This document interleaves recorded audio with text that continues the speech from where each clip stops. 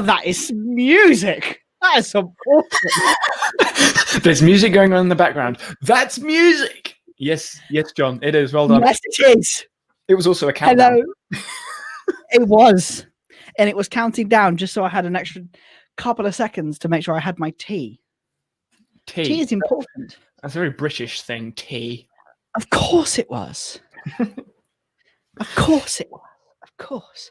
Yeah, that was just one that was included. We're going to have full, proper, nice, really pretty stuff soon once I have time to go make it and stop messing around. I was doing it all day today. But anyway, hello, guys. Welcome. Hello, everyone. You're all on YouTube at the moment. So just so that we know, you know, well, we know we're doing it, that we will be moving to twitch.tv as of next week. Oh, someone has appeared on twitch.tv. Nerdy Notioneer.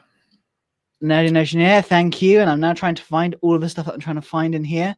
So yes, we are live here as well. Look at that. Banners.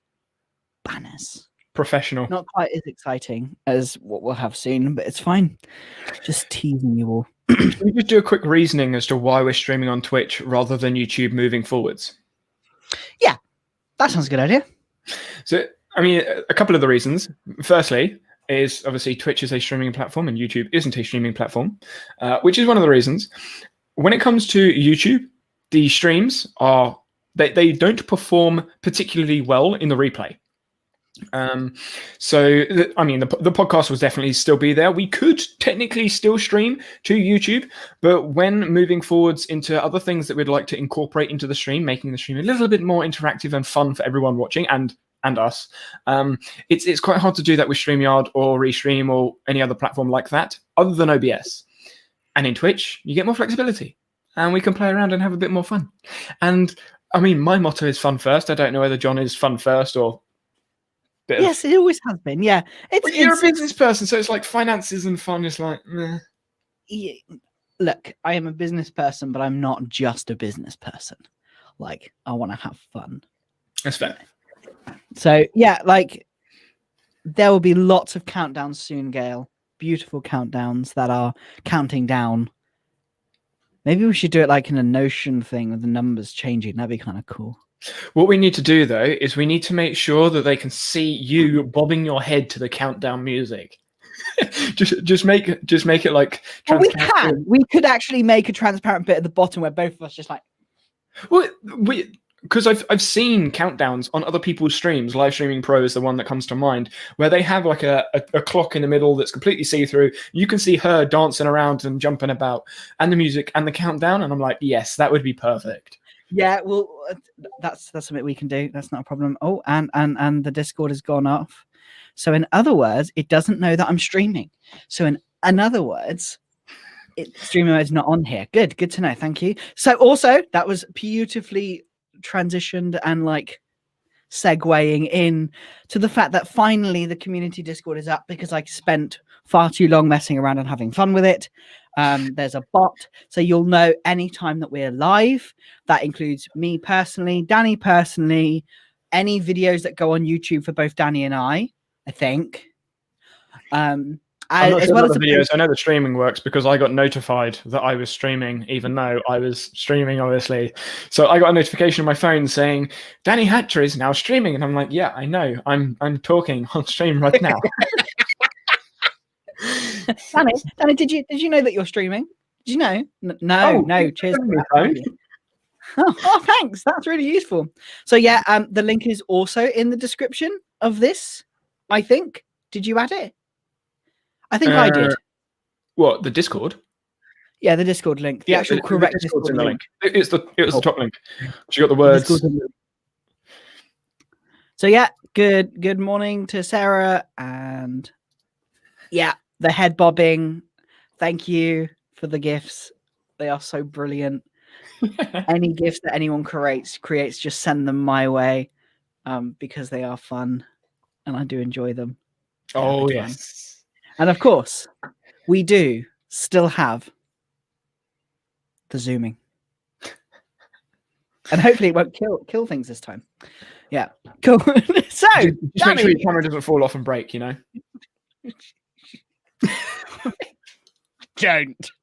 That was a real thing that happened yesterday. No, we don't want to talk about that. Just stop. It's funny though. It's not funny.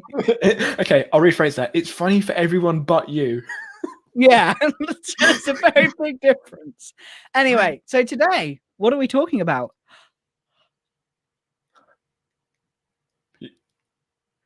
If anyone couldn't read the title or saw the notification when it popped up on YouTube or has been paying attention to any of us on Twitter,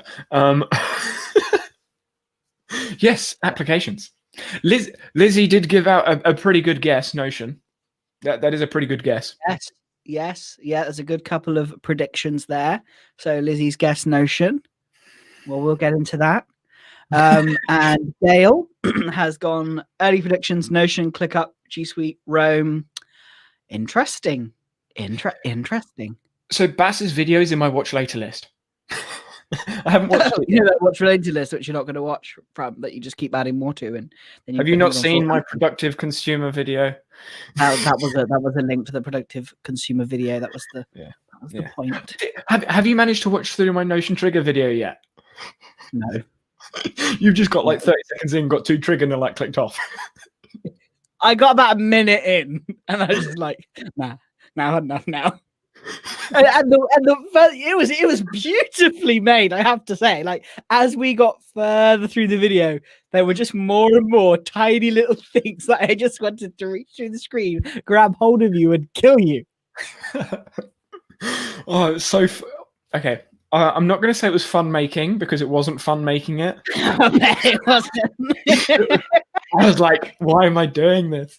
But every time I watched it over and over, I was like, oh, this is yes, this is just funny. So I love this comment, which is completely just jumped forward. My goal apps for is what? My goal apps for is Notion 2021. Notion for 2021 and things that I can embed into Notion, then what I can do with the API when it comes out. I'm really excited for the Notion API. It's going to give a lot more flexibility. I am quietly hoping it's going to not be an absolute because the recent releases have not been ideal, to put it very frankly. I think someone in my comments section of my Coda v Notion video said it quite well. They said Notion are ahead at the moment, but are at risk of falling behind quite significantly if the updates aren't either a significant update or there's suddenly not a big influx of loads of small things and small changes. And they are definitely a risk of falling behind some applications, which is obviously what we're talking about today. And that leads swiftly on. I think that they are beginning to fall behind. Like, the things that they need to bring in, they're not bringing. I mean, we're at the beginning of the year. I mean, January 1st, I'm sure everybody enjoyed the Notion apocalypse, where basically Notion and Slack went down. The world went to pieces. Apart from me, who didn't use Notion on my first day. Yeah, like... Notion went down, and I don't think I'm not sure whether anyone else has been experiencing it either, but Notion hasn't recovered from that. Like, it is really slow. Like, whenever I've opened Notion, it takes just that little bit longer to load, just that little bit longer to do anything.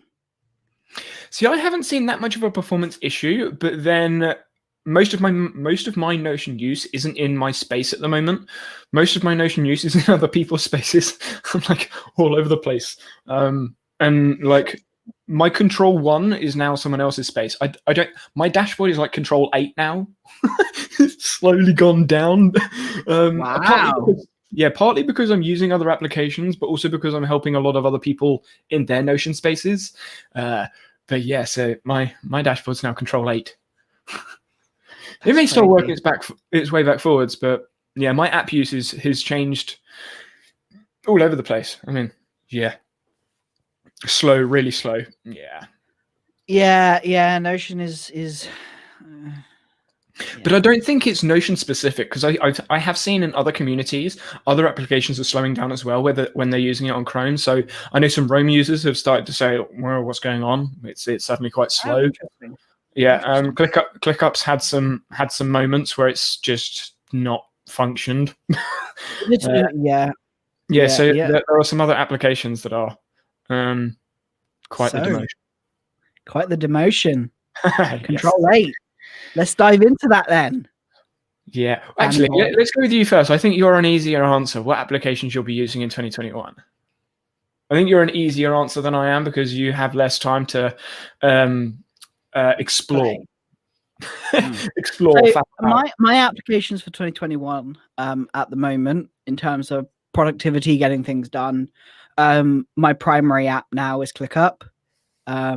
Because I need the recurring tasks. I need to be able to have the fun that I want to have with Notion.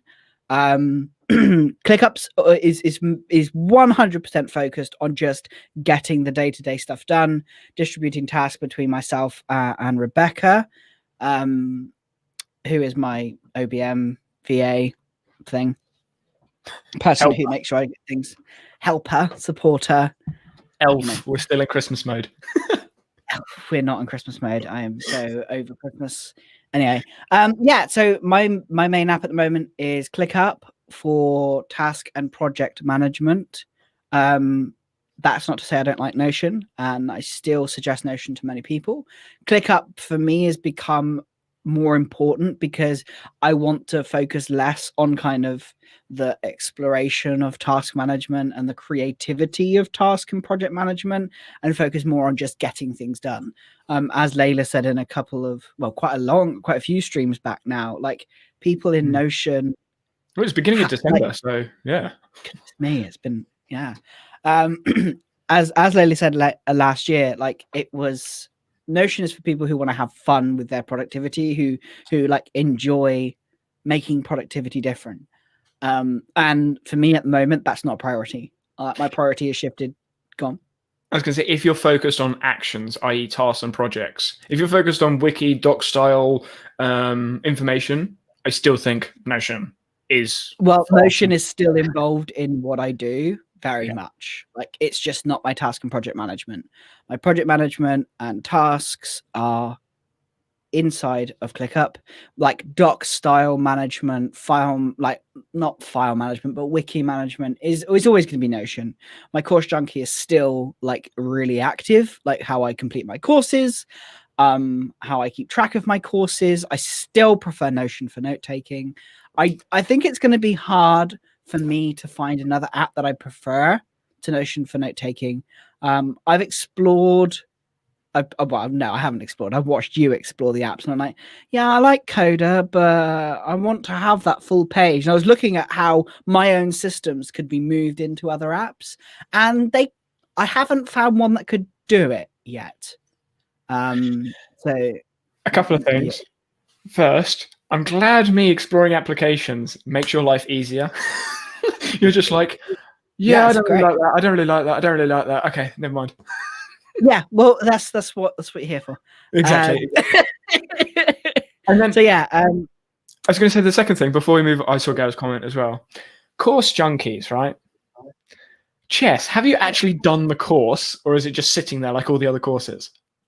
At the moment, I've done some of the course, but not much of it because. What course did you get out of curiosity? I know it was an openings course. I got the beginner course.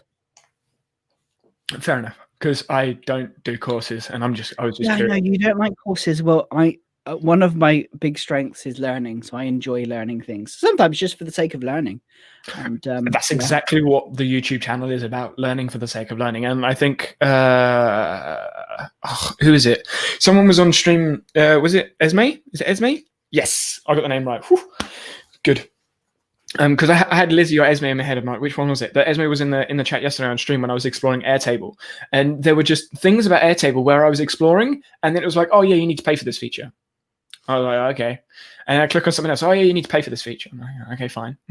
I think that's really crummy as well. Like, if you want if you want investment in a product that is so, like, it's really important to be able to access everything, because like your project task management, if you run a business or you do a content like YouTube thing, the app you use is very, one, personal to you, and two, like, you need to understand the app relatively well. And if features are locked behind a paywall of, oh, you have to upgrade before you can touch this, the thing that I like most, like, ClickUp didn't lock things down. They gave us an actual fully featured free trial. Notion has a completely free account, which is still arguably Notion, there you go. You just have it.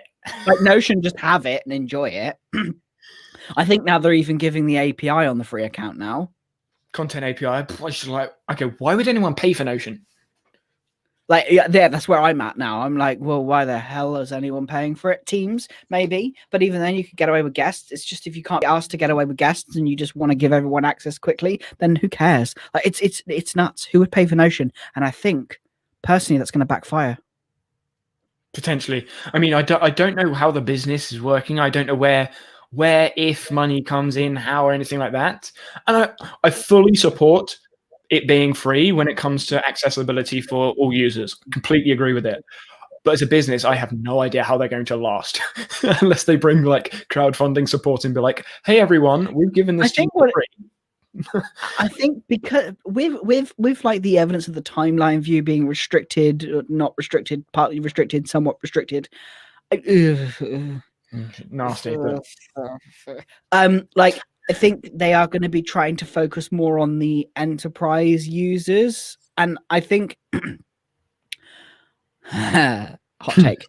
I don't think enterprise users will ever use Notion, because apart from for a wiki, like project and task management for enterprise users, until we have a fully featured API which allows you to add members in easily and quickly, like new users being able to have the access, like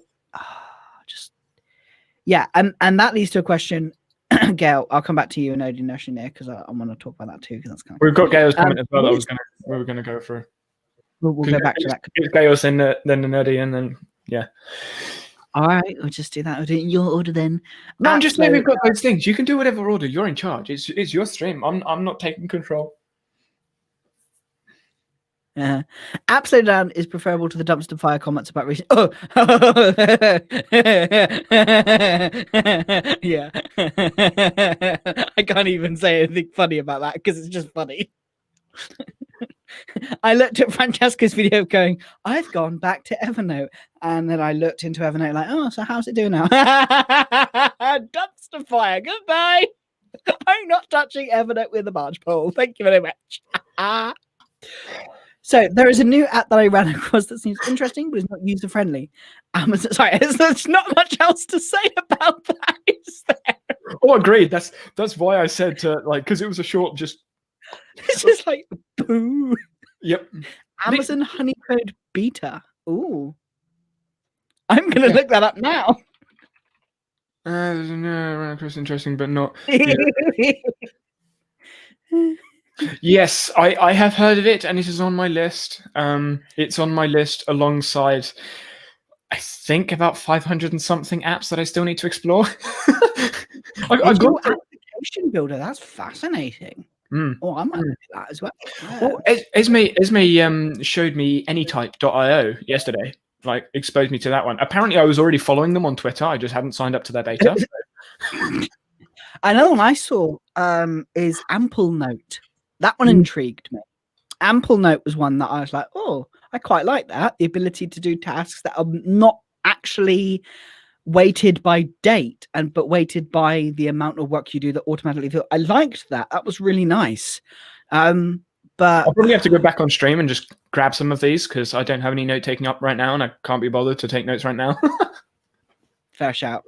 So yeah, you could write them down, because you are. Yeah, I could, but no, because I'm managing the chat, and I'm managing the stream. You're a streamer. Deal with it. What is competent API versus? I don't even know. I think it's just a way of them. Salty moment now. Like just hot take. I think it's just so that they can lock some stuff behind paywalls later on. I think it from practical standpoint, I don't think there's a difference right now with the way that they're doing it. I think from a terminology, it's like trying to bulletproof them later on when they decide to add some things in. Because when you look at other plans from APIs, they have different packs like Coda or ClickUp. You've got a different set of API links depending on what plan you're on. And I'm assuming that's the route Notion are going to go down. So content may be probably some basic ones. I don't really know what APIs adding things into databases, I would assume. Like just simple like adding content into databases, maybe into pages as well. Although I'm not sure how they would do that. I have no idea how any of the API is going to work, to be honest. Well, I know how some of it might work in the databases from the whatever there is people that have the thing you're testing out, the unofficial team, whatever it is. I don't imagine it's the same thing as that, but I also think hang on. You think so I know it's something that I can actually do. So I think there's actually like a special API that's on the enterprise plan only to do with adding members in. Yeah. But you have to use special skim or whatever the heck it is and probably pay a goodness knows how much of a fortune. And it's just for enterprise users, which is what worries me with Notion, that they're turning more enterprise and trying to get more enterprise people in, forgetting about the little people that not necessarily got them started, but bought them in. And I am quietly concerned about Notion's direction. They can go in a lot of different ways, and it's just dependent on which way they go in.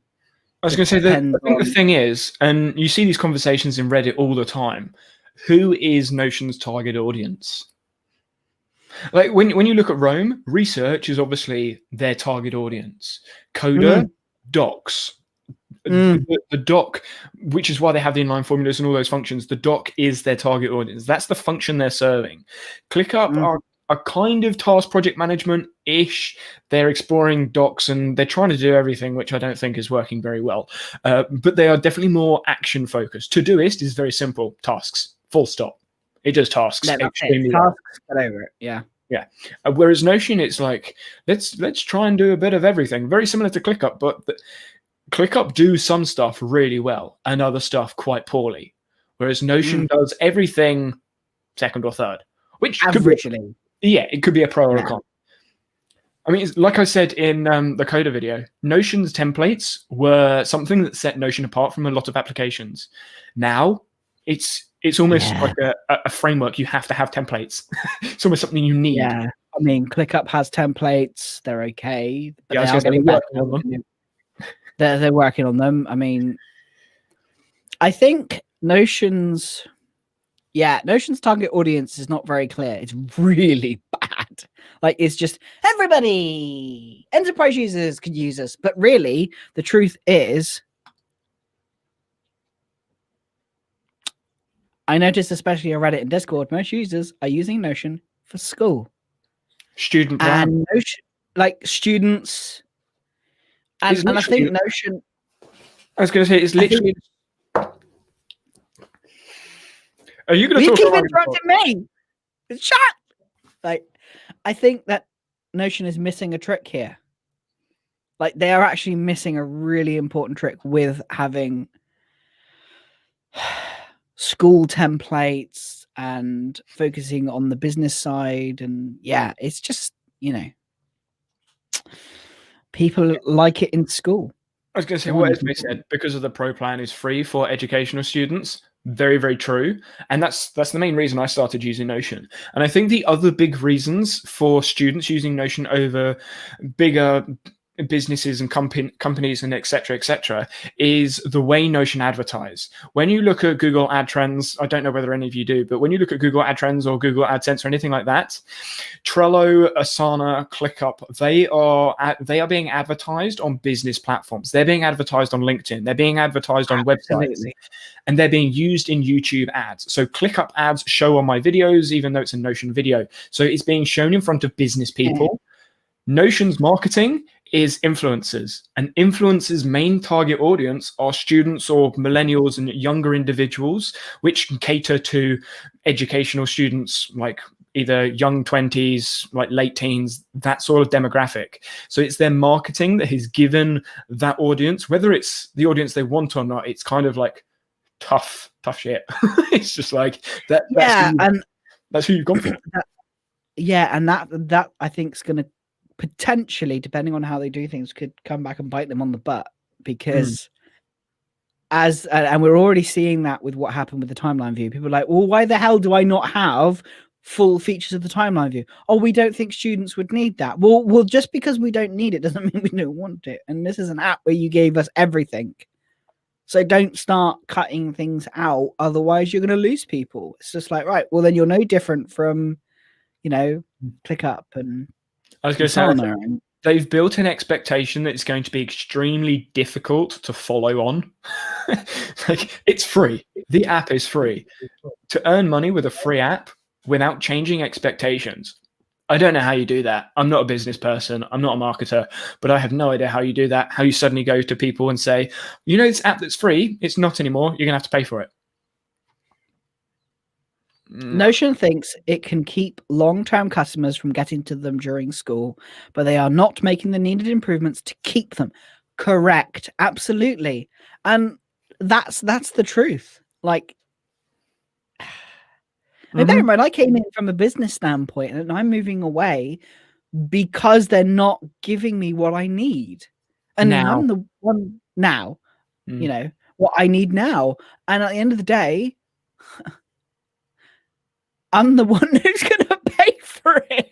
Like, I have a team plan. Like, I pay for a team plan. But even I'm just like, do I really need the team plan anymore? Do I really need this anymore? I don't really need it anymore. I could just go down to the one that we get. Yeah. Why do I need to bother anymore? It's just meh.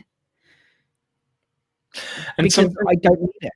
I was going to say something from I saw an audio Notion here saying, yes, students need the full timeline view. Yeah, it's helpful. I think from a productivity standpoint, when looking at the space as a whole, rather than just looking at applications, when you look at mindfulness, minimalism, digital minimalism, productivity, whatever channel you look at, Thomas Frank, Ali Abdul, Matt Diavella, Nathaniel Drew with mindset stuff, or what's his name, Andrew Kirby with his sort of like challenges and changing behavior and all that sort of stuff.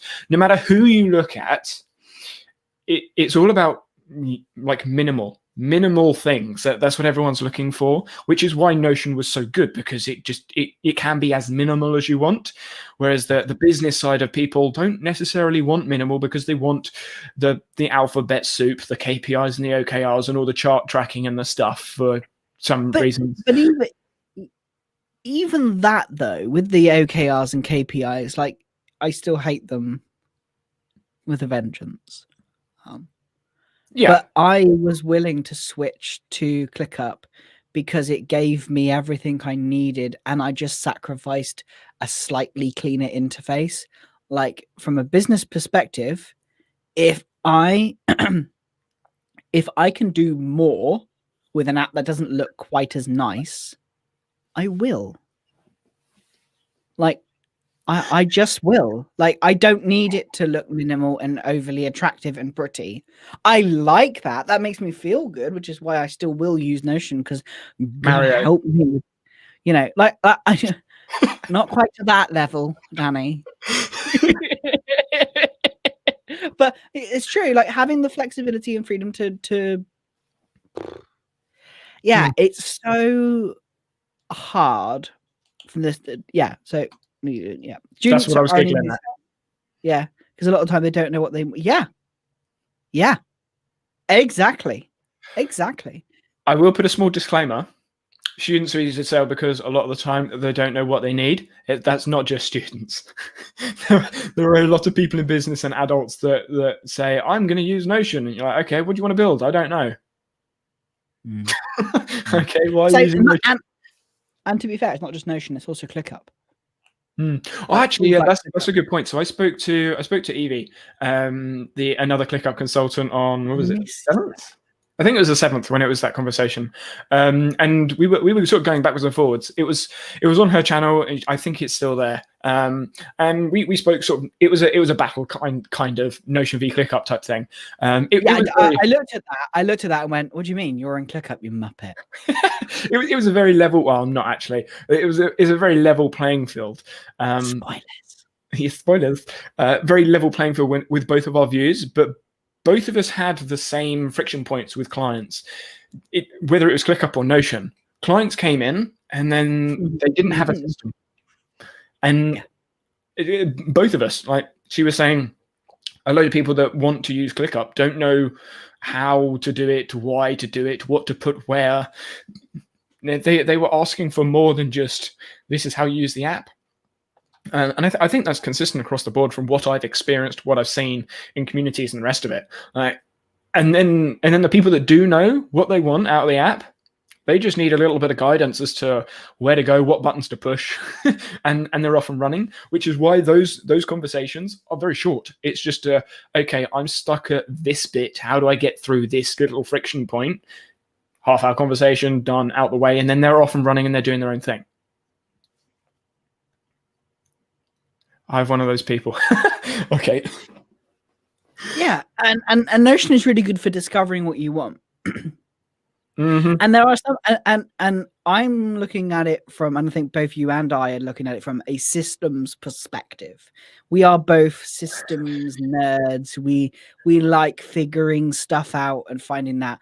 And Notion can still be a wonderful like project task management tool for those who don't like systems. I've got 2 clients at the moment who I'm building a Notion system for. I would never move them to ClickUp. And actually one's come from ClickUp purely because ClickUp is a project and task manager. That is what it is. Docs can just go die in the depths of hell. You said the same. So awful. I tried. I actually tried recently with something. I was just like, I hate this. You opened up ClickUp Docs. Do you have a template? I created a ClickUp doc for something that I was working on. And I just opened it and I was just like, okay, let's give this a real good try. Started. Oh, cool. I can do the headings. Yeah, that's nice. Let's see what it's in Notion. Yeah, all right. Yeah.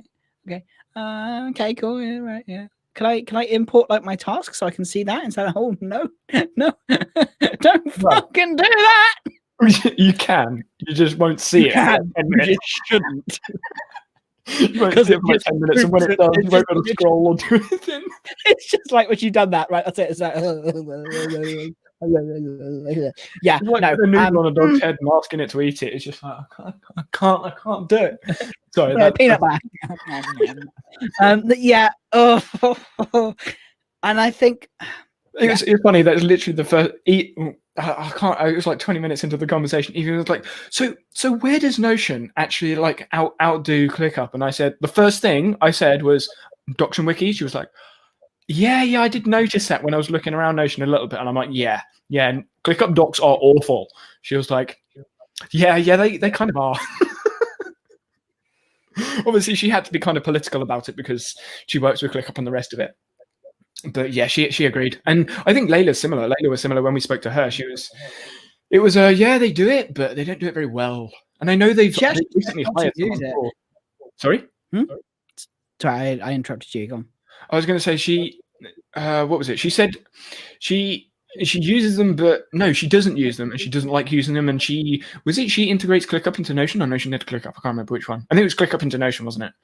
ClickUp into Notion because you can't integrate Notion into ClickUp because they've stopped people from doing it like that. ClickUp's Docs is objectively awful, but do you regard Notion's take on document management as better, and why? Yes, I kind of do. On a flexibility basis. There may be better apps that can. No, I think Notion is pretty darn good for docs and wikis. I mean, I'm sure I'm going to be told otherwise from somebody who's explored more apps, but from my perspective, I honestly feel that document management in Notion is just good. It's what it was designed to do, and I can view the docs and data in different ways.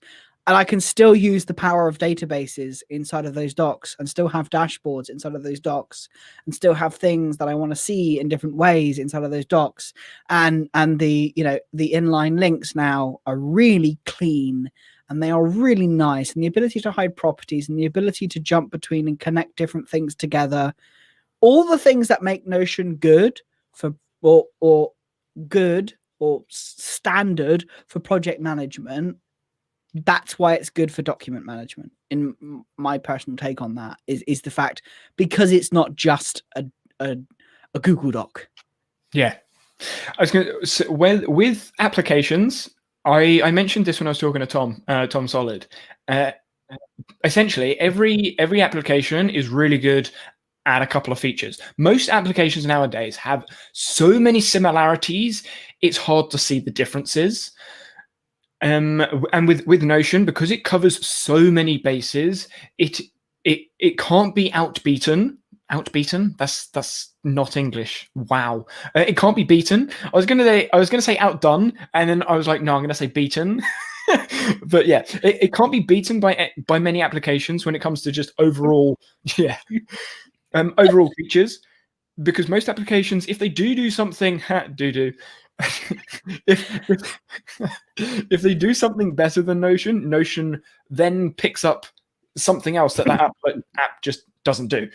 So if there's a specific feature you really need in Notion docs, like in docs and wiki stuff, then there are a couple of applications out there that can challenge Notion. Not many, but yeah. Which ones? I'm intrigued. Would you say like a couple of them that are in beta right now, which I won't bother. Like AnyType looks quite good. Joplin is one that's come out, which is more of a Cody type doc, but that looks kind of useful. And then there are some other ones that are good for. So I mean, this is going to sound bad, but Airtable's forms are way better than Notion's forms. Oh yeah, no. I'm on it for that. Like Airtable's forms are outstanding. Like just downright, like, oh my, I love you, Airtable forms. Like, I mean, ClickUp forms, Yeah, they work, but I mean, Coda's similar. Coda's forms work, but I would say Coda's docs again is another really, really good app to challenge Notion with their docs and wikis. No, for that reason. Table rows as pages is a huge strength. Yes. What do you mean by Coda no for that reason? Because you can't have. So for me, I'm looking for my specific use case here. Like when I want to track what memberships I'm part of, because I'm a member of multiple memberships because I'm a business owner and I like doing that, you know, and I have a number of courses that are attached to that membership. And I like being able to keep track of the notes related to that. I could not do that properly in Coda because where would I put the notes? I like having the notes inside of the membership. Like I like having a notes database where I can just click in, open that note as a page and be able to write on it. Whereas in Coda, I cannot do that. You can. What would you put in the note? Well, it depends. It would be my first thoughts when I first start watching the video, the key points, the key takeaways, which I would probably then separate. It varies depending on the course because some courses are really long, some courses are really short. It varies. So you can do it in Coda. It's just different to Notion because it's not a typical relation property. You'd make a page and then mention the page in wherever you want to store it. So you can do it and you can view it in different ways.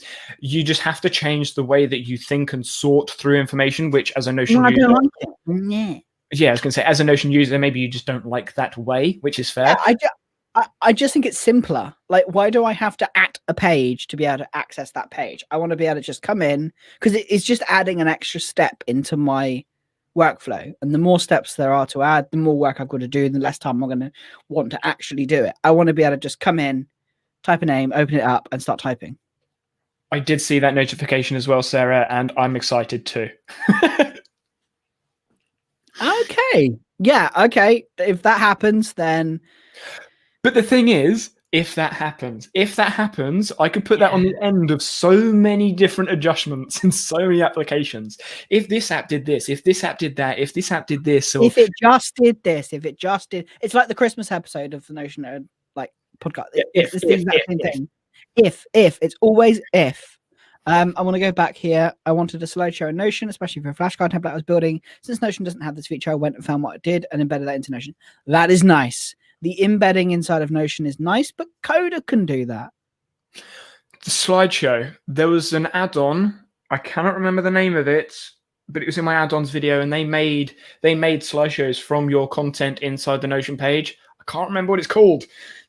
Go look at the video. No, it's not Wondershare. No, there is. I know of it. Yeah, well, it's kind of cool. Yeah, that looks kind of cool as well. But again, it depends how you're building your presentations. Yeah, once again, there's that as well.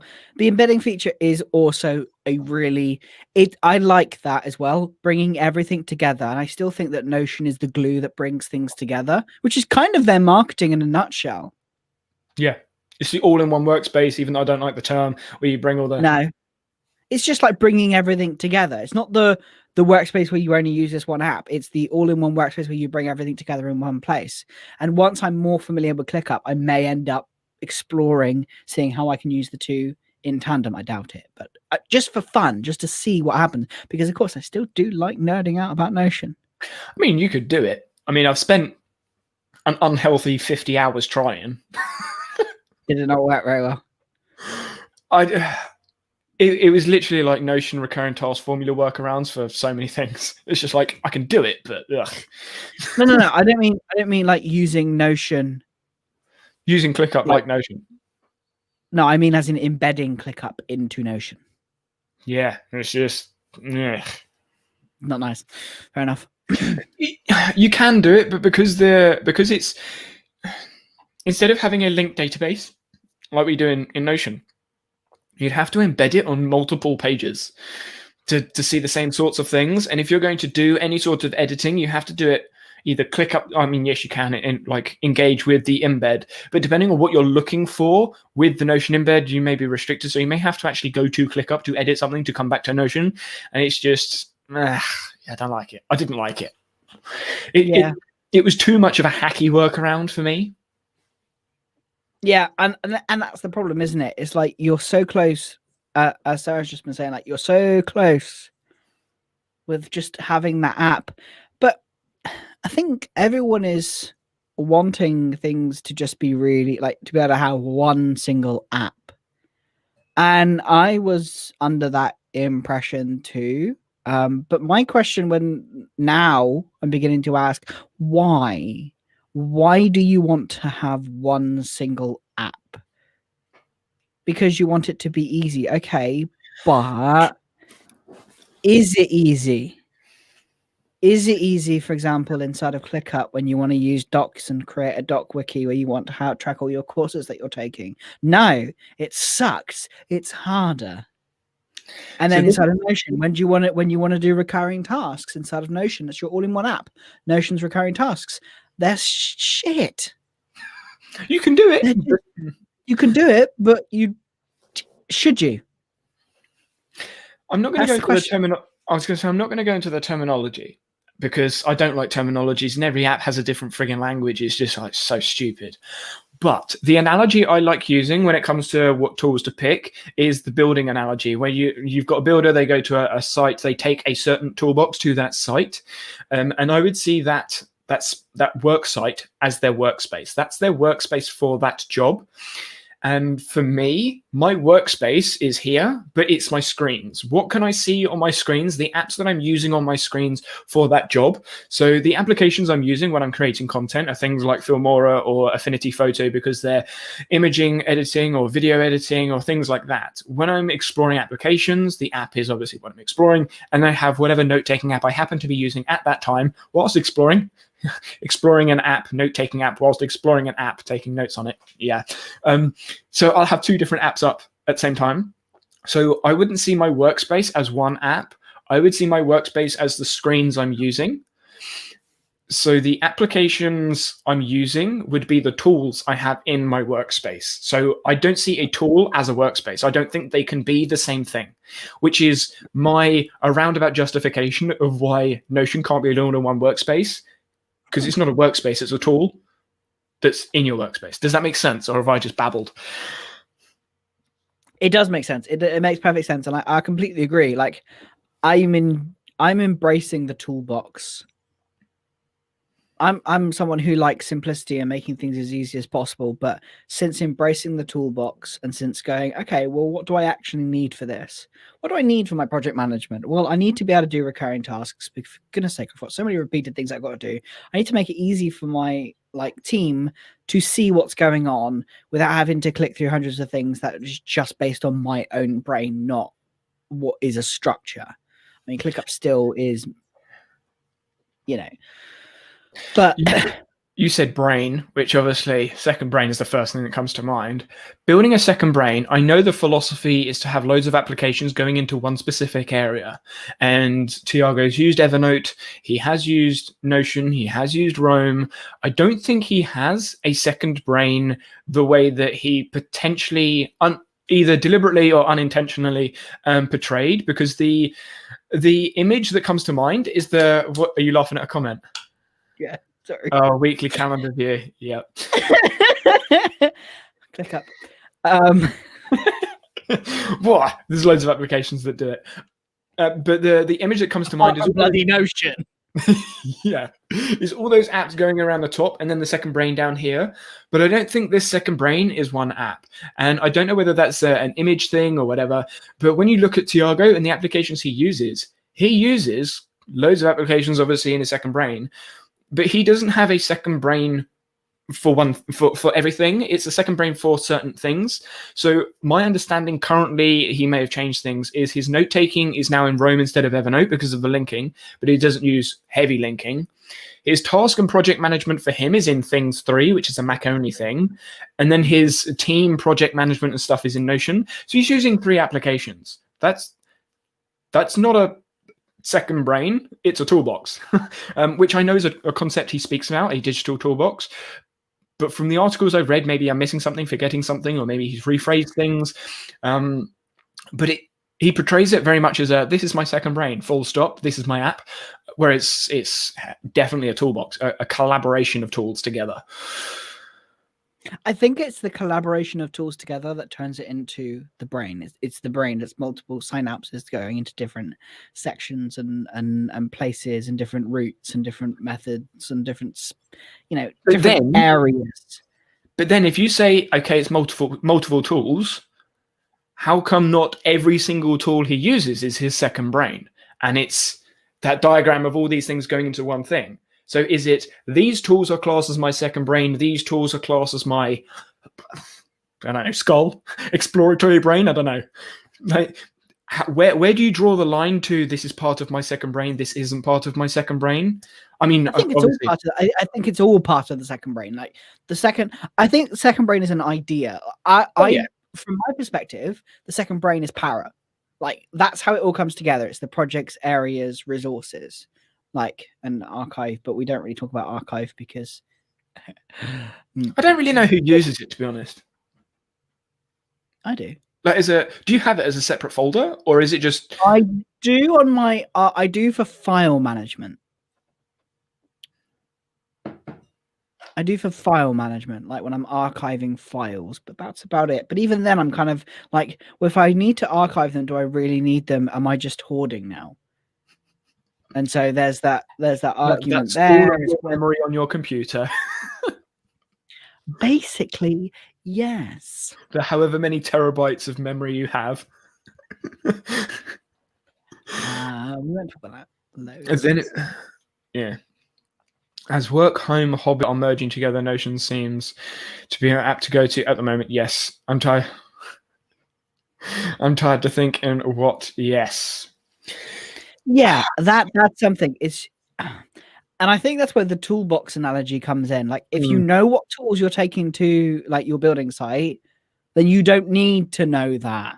Like, it doesn't matter. It's just like, you're not going to go and question, do I need to bring, like, I don't know, a water pistol to like fix a wall or something. No, of course not. It's about learning where your actual tools are most useful. And like Notion for me is most useful when I just have ideas that I want to rue over and think about, or when I want to rolling the R there. rue, yeah, rolling the R's. Only because I know no one else in my family can do it. It's just quite funny. This is funny. Oh, yeah, I'm kind of like skipping over this a little bit because I saw a comment from Esme. The thing that worries me about using a single app for everything, regardless of whether it's Notion, is if it goes down. If everything in one place, yeah. I mean, Google went down, Notion went down. And this is one of those conversations, local storage. Yeah, but then your local storage can get damaged as well. Like, there's no. Oh, agreed. And it's one of those things that I find it quite amusing because you guys have probably gathered with my sarcasm on stream anyway, and the recent couple of videos I've done where it's like triggering. I like to push people's buttons sometimes, and in the Obsidian group. They were like, oh yeah, Obsidian is better because we have local storage and Roam is Chrome storage. And I was like, okay, what happens if your local storage gets broken in some way, somehow? Computer fries. They're just like, well, that just won't happen. That's what Roam users say about Chrome. That just won't happen. Same argument. Yeah, and that's what we literally said on the Doomsday thing. And then 1 week later, Google went down. Yeah, Google's safe. Google won't go down. Goes down. The whole world cried. Like, Amazon's safe. Amazon is a huge, big company with lots of storage. They don't go down. Oh, hold my tea. What was it? A couple of days ago, Twitch just crashed. Twitch has always crashed. In that case, I don't even know whether we're still alive on Twitch. I think we have had a few comments, but like Twitch always goes down, and normally it's when my wife is streaming. She's just about to go live. It's like, hi guys, I'm about to go live. Oh, Twitch is broken again. Right. Thanks. Cheers for that. Yeah. So basically, whenever Twitch goes down, check like twitch.tv/gaybrownies93 and you'll find out that she's probably trying to stream. Anyway, Google going down was all my. No, it was not my fault. It wasn't. Yeah, I didn't say that I would. I did not say that I would always have access to my emails. What are you talking about? There's no evidence. Wait, I'm just going to delete the live stream.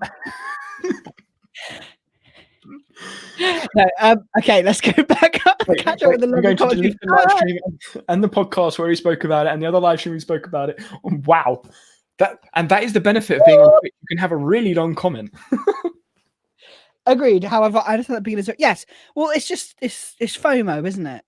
Pause for a sec. And this is why we need OBS, because we can have the chat and it can be on one side. So you just like the long thingy and then rather than it. That's why we will have OBS. I'm waiting just for you to have a computer so that it won't look weird. Well, you can use OBS on your channel, and then when I'm streaming on my channel, I just have to use StreamYard until I can have a computer. Am I going to be able to be on a Zoom call? And yeah, because it's all your side. It would just be like being on a Zoom call for me. Anyway, however, I understand that beginners are afraid that we'll miss doing something or knowing something because of an app limitation, so the actual limit in understanding their own brain. And this, yes, absolutely. Having an all-in-one app can feel like a security blanket that may help you not screw up. Except for the fact that you will still, unfortunately, screw up. Because unless you know your systems... This is a I'm going to just my eyes. Like that's the thing, is that people are using this all-in-one app to all right. I just realized that like this space on this space because I knew I had a planet on my wall, but I thought it was that side, so it was hidden, but it's not. It's literally like planet. Anyway, carry on. I got distracted. I got distracted. I think it was yesterday. I think it was yesterday on stream. We were when I was talking about Airtable. This was on Twitch, by the way. So those of you that are subbed to the YouTube, I only streamed on Twitch. I'm not streaming on YouTube at the moment because Twitch is just anyway. And so I was on there, and I got distracted so many times. And people in the chat were telling me, "Oh, it's this button. It's there. Because my brain was like all over the place. Because I can't stay in one place at once, which is why I like space, because it's just everywhere. It just expands every direction, all over the place. There's very little control, and that is the way my brain works. You wouldn't have thought it when you watch some of my videos, and they're very like methodical, going like step 1, 2, 3. In my head, I'm like step 1 to 10, and then I'm like, oh yeah, I need to do step 5 before I get to 7, and then oh yeah, I need to put 2 in, and that's how my conversations go. And some of the videos, I literally record the video, and then I'm like, I skipped like half the steps. I just assumed. Yeah. Anyway. Oh yeah. Stop derailing the conversation, John. This is what was written, so we're going to go back to that, and then we're going to go down to our lovely comments. It's nice to see so many of you. It's lovely to see you all today. It's nice. Mm-hmm. Great active chat. I'm loving it. People seem to be enjoying our more methodology. We haven't even finished what apps I'm using this year. We're an hour in, and John hasn't even answered the question. It's great. You said it was going to be me first, so it's your own fault. So yeah, and like beginners or people who don't understand their systems uses all-in-one apps as a kind of like a crutch to protect them, which sucks, because then they realize, oh, I actually have to know what my system is. Well, I don't know what my system is. Help. And the big success when it comes to using Notion or ClickUp or any of the more, shall we say, less like more feature rich apps, or more feature rich. I can't think of the right word to not offend Asana and Trello users who just anyway. Don't worry. We are going to rinse Asana and Trello at some point. Yes, we are. They both have benefits, but if you don't know what you're doing, use either one of those, and then that'll be fine. If you've got the money to pay for it. Oh yeah, if you have the money. Oh yeah, if you have lots of money and don't want to learn actually how to prioritize things or anything like that, just use either one of those apps, because I can put my microphone to my face now. I was just looking. I was like, I can see your microphone, so I'm just going to put my microphone to my face. Now I can do the whole be really serious. I'm doing a John impression.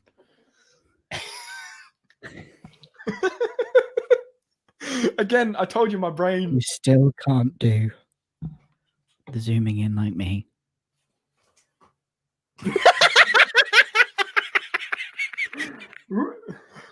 Yeah. Anyway, going back to what we were talking about. I told you my brain's just. Now you understand why my lecturers didn't like me in lecture. Like, I would sit there and I'd be staring out the window like, "Are you listening?" No. No, I'm not.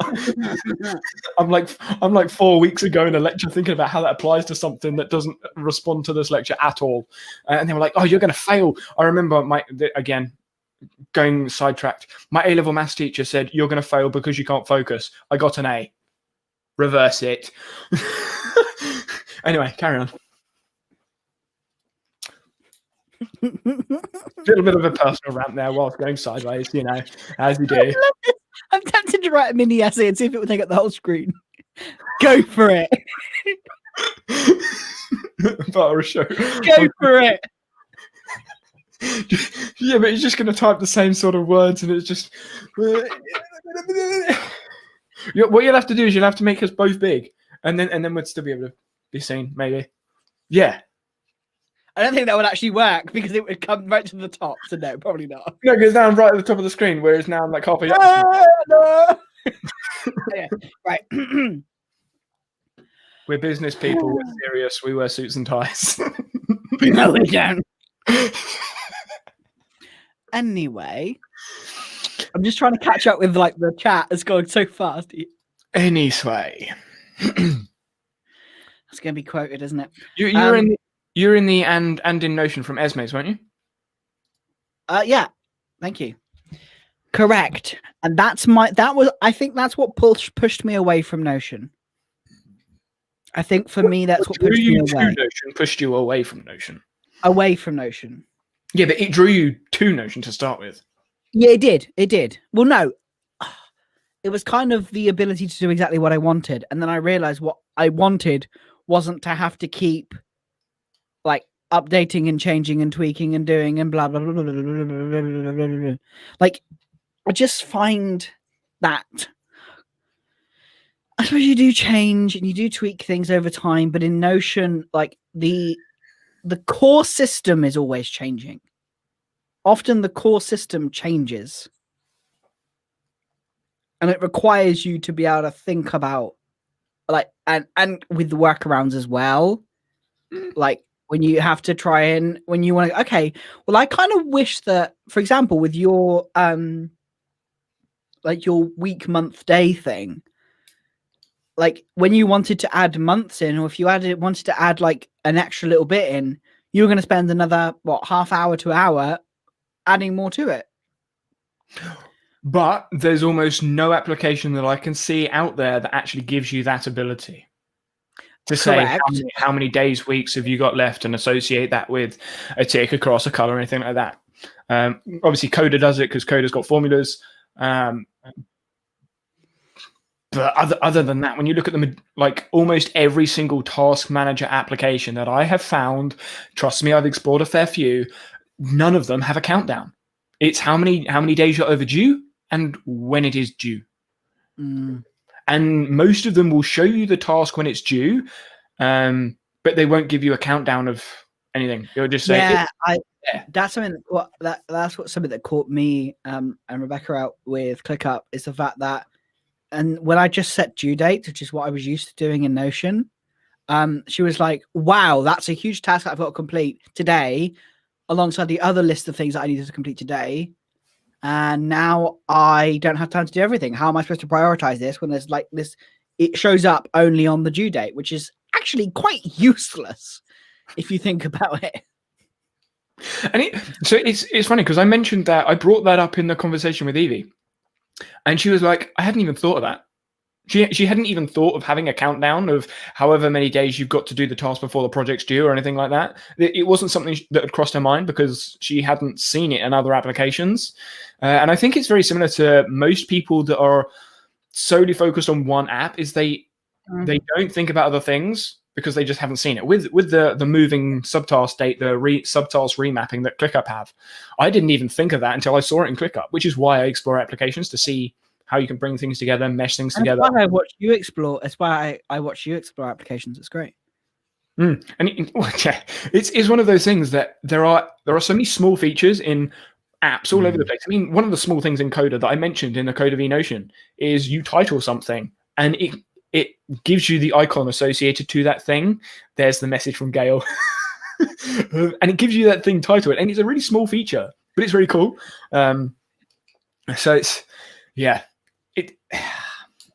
There's always small things to change. I can't help it. I can't wait anymore. Hello. Hi. Thank you, Gail, for providing us with. Let's actually read it now. Challenge accepted. 500 character limit. That's a 500 character limit. That's good to know. I was going to say, that's actually pretty good. So you can still sort of see us. If we're like, really, I mean, my camera's like, my eyes are above the microphone that's on top of my camera.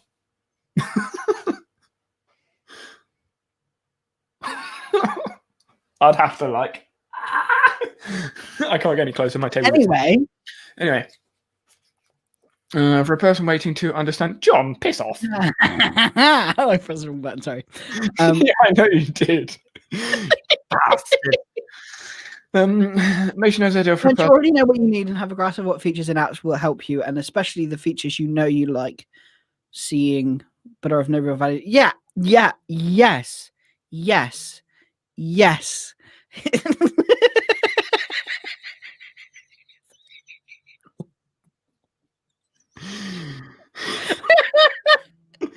are professionals. PPAs. Yeah, we professionals. Yes. Yeah. Yep. Yep. No.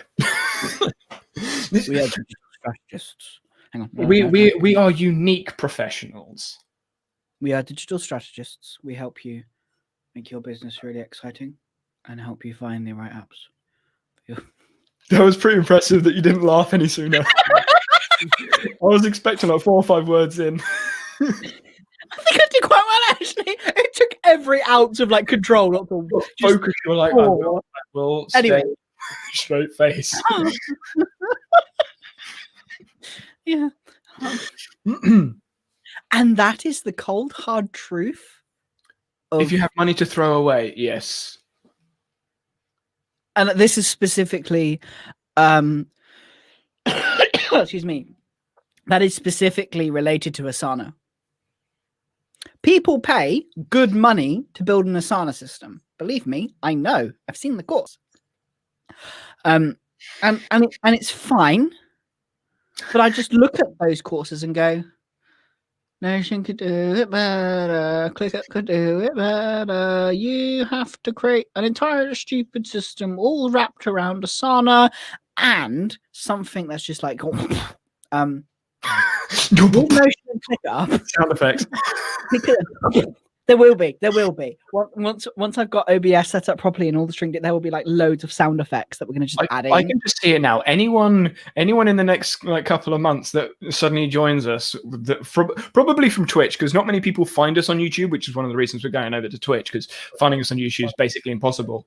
They're going to join us and be like, "Oh, business, science, and technology, or whatever category we're in." Or what are we supposed to be in? I think science and technology, or just chatting, one of the two. Or maybe it's the podcast one. But yeah, they're going to find us and be like, "Oh, this is a business conversation. This is serious." Just random stupid noises, airplanes flying over. It's like, yeah, this is business. Sensible. Boring. As I was saying, like, crap. Really good point. It's a really good, like, really amazing point, and it's really valuable. And now it's gone. It's obviously really important, wasn't it? It was a really good point as well. That's what's really irritating. So this was the. Let me go back to that thing we were talking about. Okay, so I'm having a look at chat. Notion gives me the ability to use a due date for the project and due date for the task, and to do a due date. Yeah. So, do you want to bring that comment up on screen, John? Because you're in charge. Because I'm not in charge. Because. I don't know why either. Wizard of Oz. Thank you, Esme. We'll jump on that in a second. Thank you very much. Light bulb moment. Yeah, my brain's just gone. I don't know whether to just pounce on that light bulb moment. Yeah, I'm going to. You're in charge. Because, yeah, I'm in charge. Yeah. Boss man. Twat. Even though I started it. Yeah, I know. It's just the last video. That's it now. Any joint videos is just going to start with this now. Well, is that to start or the end? Because you need the clapper at the start, but then we're finished. It's like you need to cut it to finish it. Like I always the wrong way. I'm like, I'm going to point that way, even though you're that way. It's just like. Anyway, get on with your point. Otherwise, you're going to forget it. Ma. No, Notion could do better is where I shut up. And that's the thing. The thing with Notion and ClickUp is if you move apps, it doesn't matter. Like, that's something that I really found once I'd got satisfied with Notion. There's a learning curve to another app, yes, but because I understood what I needed and what I wanted, I could just replicate it really easily because like you could communicate between the two. Like you could change between the two, whereas Asana courses and to that not so much Notion courses, but kind of like course you go for. That's true. I couldn't see PPV being moved anywhere else.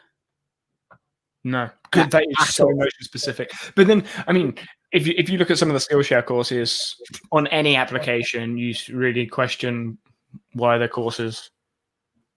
Yeah, I mean, and like with the Asana course, which I've taken 2 Asana courses. The moment I didn't enjoy Asana anymore, they became useless. Long time ago, before I even found. I was going to say, please explain yourself.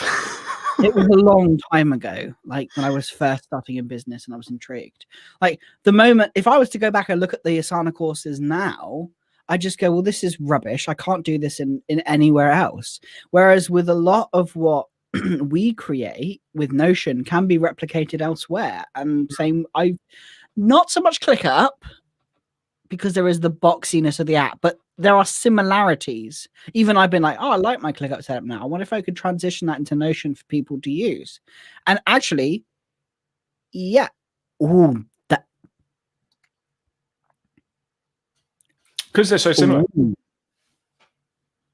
Yeah, try doing that in Asana. That's such quite terrifying. There's something I mentioned on stream yesterday. I was like, maybe I should, because obviously I've done the building a second brain thing in Notion. I was like, maybe I should do a series building a second brain in insert app. It's a long time ago. I cannot be held responsible for past me's very, very dangerous, disgusting mistakes. I am ashamed of myself. John, you need to admit you are a course addict. I created an entire Notion template which I sell called Course Junkies. I don't think I really need to admit it any. And on the actual sales page for that course, I admit I am a course junkie. I like taking courses. So honestly, if people haven't figured that out by now. Basically, if anyone wants any money, make a course and tell John about it. And they'll be like, oh, it's a course. I'll buy it. I hate to admit it's true. You're literally like, oh, there's a new app out, or I'm interested in this new thing. What course can I buy? Yeah, it's true. It is very true. So I'll have to make a course on every single app I explore.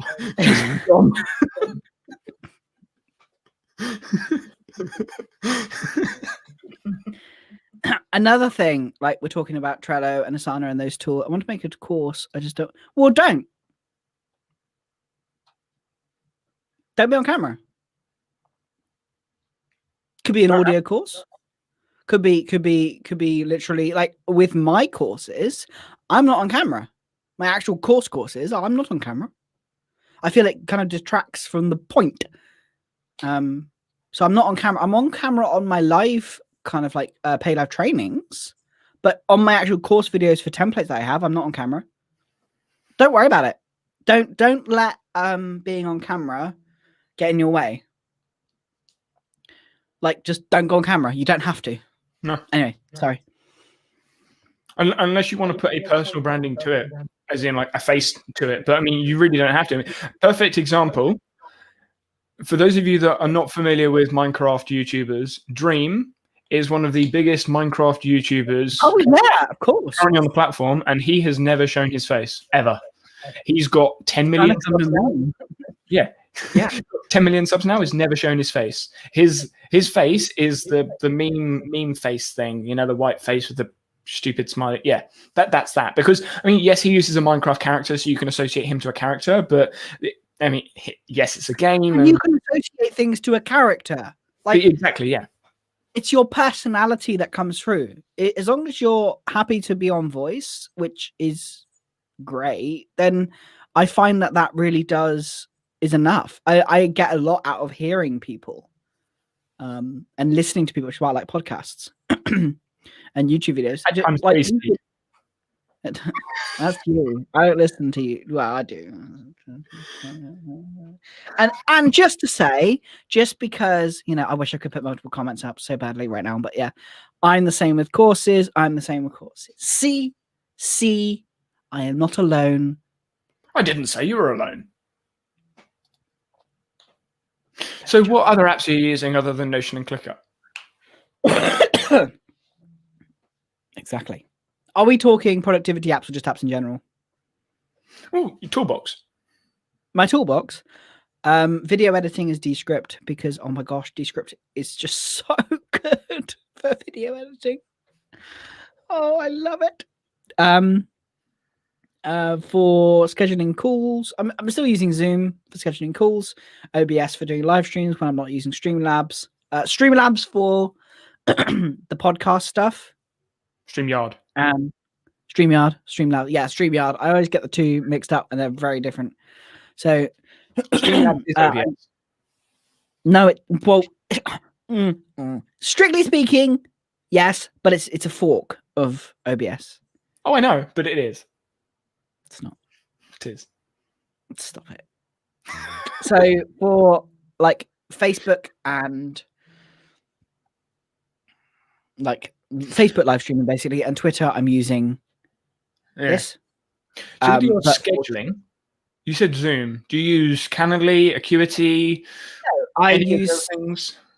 I recently switched to Schedule Once for scheduling. Before that, I used Book Like a Boss because I really like it. I wanted more control and it looked nice and be able to book in multiple things. So for that, I use that. My email is Gmail. My blog. I'm using everything. Yeah, basically. So for my newsletter, this is going to be a funny one. I'm using Ghost, which pushes to ConvertKit, which if anyone here is on my newsletter, I'm sorry about how this is supposed to happen.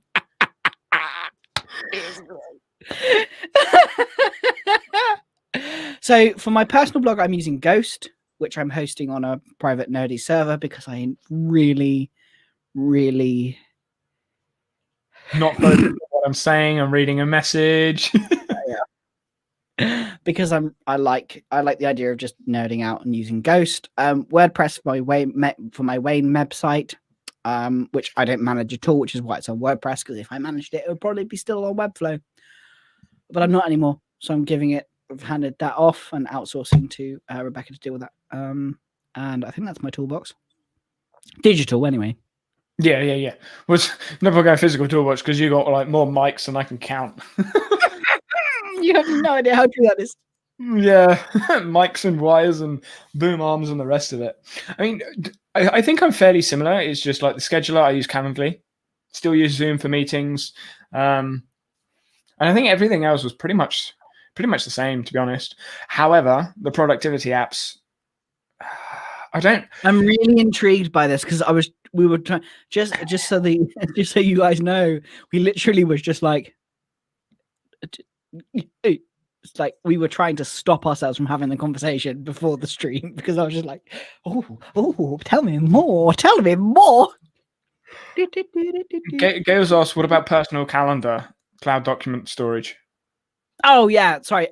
Personal calendar G Suite, cloud document storage G Suite because it's just there and it's unlimited. Well, it's not anymore because I've downgraded to make it cheaper. But so you're using Google Calendar? Yeah, I use Google Calendar for my personal calendar. On my phone, I use Time Page because it looks pretty. Yep, Time Page on that. And for newsletters, there's more. I like apps, obviously. For newsletters that I want to read, that I want separate from my inbox because my team manage my inbox now. I use, is it Stoop? Yes, maybe Stoop. It's called Stoop. For capturing things in different places and bring them into my Notion, I use Readwise because I freaking love Readwise, and that does the active recall for me, so I don't need to do any of that nonsense in Notion. Alliteration. And then we have Readwise if I read books, but yeah, I like books. I read on my Kindle because I freaking love my Kindle. It's actually a photo of me and my 2 kids just sat reading a Kindle. It's great. I love it. It'll be coming soon. Yes. I love it. Time page. Oh, absolutely beautiful. I love the UI. Password manager. LastPass only because that's the one I've used for so long. I don't like it. I really don't like LastPass, but it is the one that I've used for ages, so I just use it. For my browser, I use Brave, which is the power of Chrome without all the nasty bits added in, and I can just cut everything else off that I don't want. There we go. So I don't have a password manager. It's probably because you are a disgusting person who uses the same password for everything. No, I got a different password for everything. I have a system that makes the password. So I have a base word, and then I have a system depending on what the password's for. If it's an application, then I have a system to pick out letters and numbers and symbols. That's clever. I like that. That's good. That's interesting. So I just have a base word that I add stuff onto depending on the application or the website that I'm on. So I can always work it out. The only downside is when I have to change it because of whatever reason. So sometimes they kick me out and then I have to change my password, but then I'd have to change my system. So I need a second system sometimes, but don't do that. I saw Sidekick recently. No. Why? It looks really necessary. It wouldn't be necessary for you because you wouldn't need it. But what even is it? I haven't heard of Sidekick. Basically, it is yeah. What makes Sidekick stand out? Oh, sorry. Tab cluttered browser.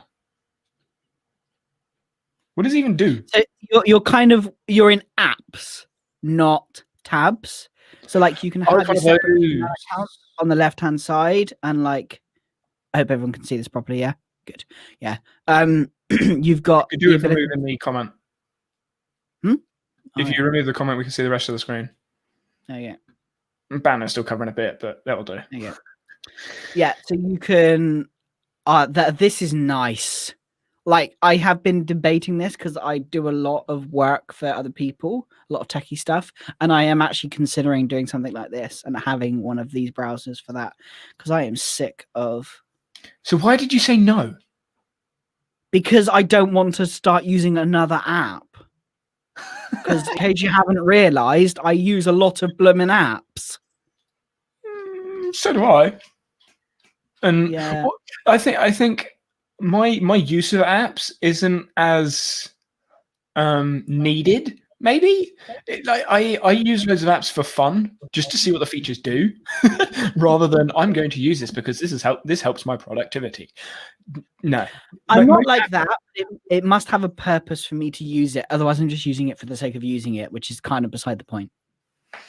See, I don't need an app to help my productivity. I can quite easily function without the majority of applications.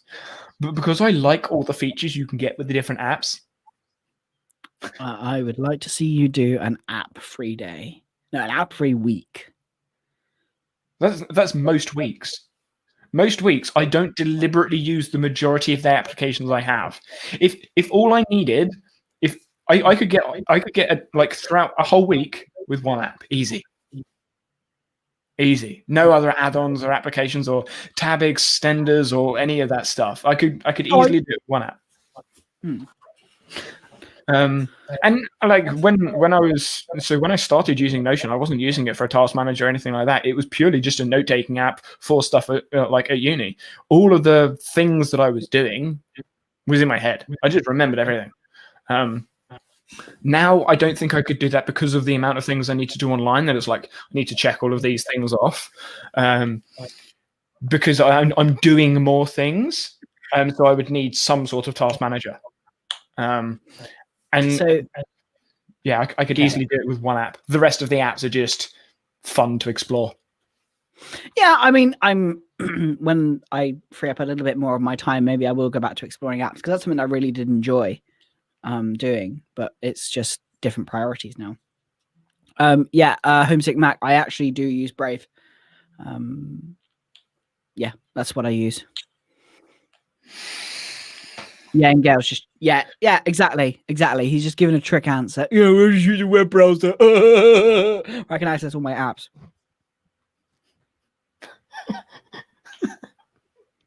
Cheat. Okay, fair enough.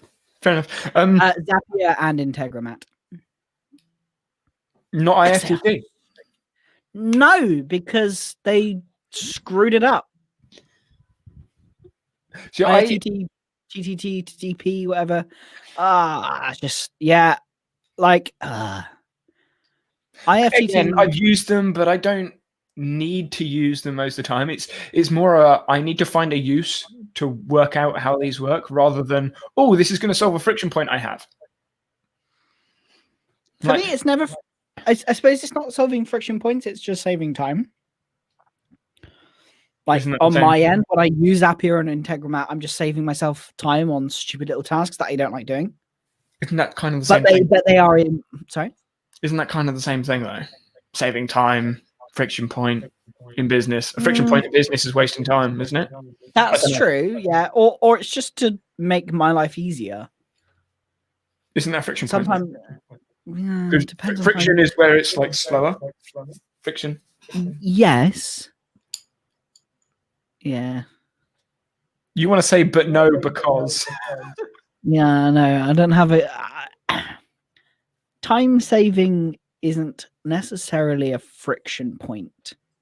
I don't think it's I don't see it as a friction point. I don't have a good reason why. I just view it differently. If there's a problem with time, that's a time management problem, not a friction point of an app or a friction point that means a tool is needed. Yeah, I would still class it as a friction point, but that's my definition. You haven't changed my mind. It's still a friction point for I'm not me. trying to change my mind. IFTT is more for in-house. I don't know what IoT means. IFTTT. Are those IFTT? No, it is IFTTT. If this, then that. Yeah. Yeah. It's more for. It is more for IoT. Yeah, I'm trying to work out what IoT is. Oh, it'd be in-home automations, but I don't think it is. No, because that's an H and an O. Yeah, I know. That's why I said it wasn't that. Yeah. So we'll just wait. Yeah, I was going to say, I'm curious. When it comes to task management and stuff, you mentioned you use ClickUp. Do you use ClickUp on your phone? No.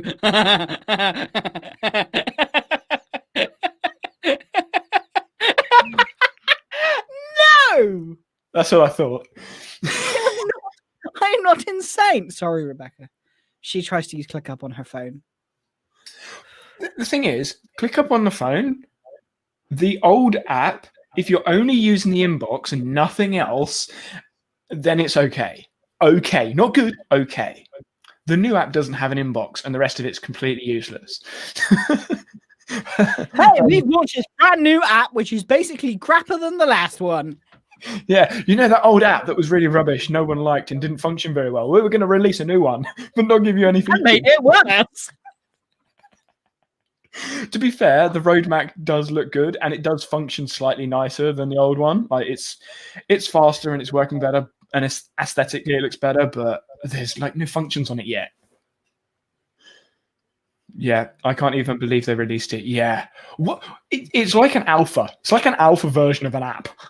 No, I think it's pre-alpha. Honestly, one of the main features of the app is not there. It's literally like, oh, by the way, this is the app, but you can't do anything. You can have a look at what we're planning on doing with it, and then it goes to an internet link, and you're like, thanks, really helpful. Internet of Things. Duh. Yeah, I knew that. Yeah, IFTT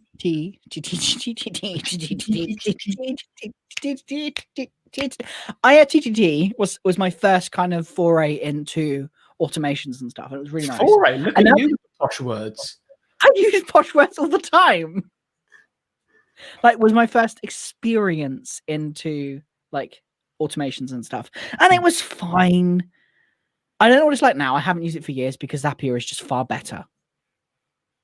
And the only reason why people use IFTTT is because... How much have you gone into Integromat yet?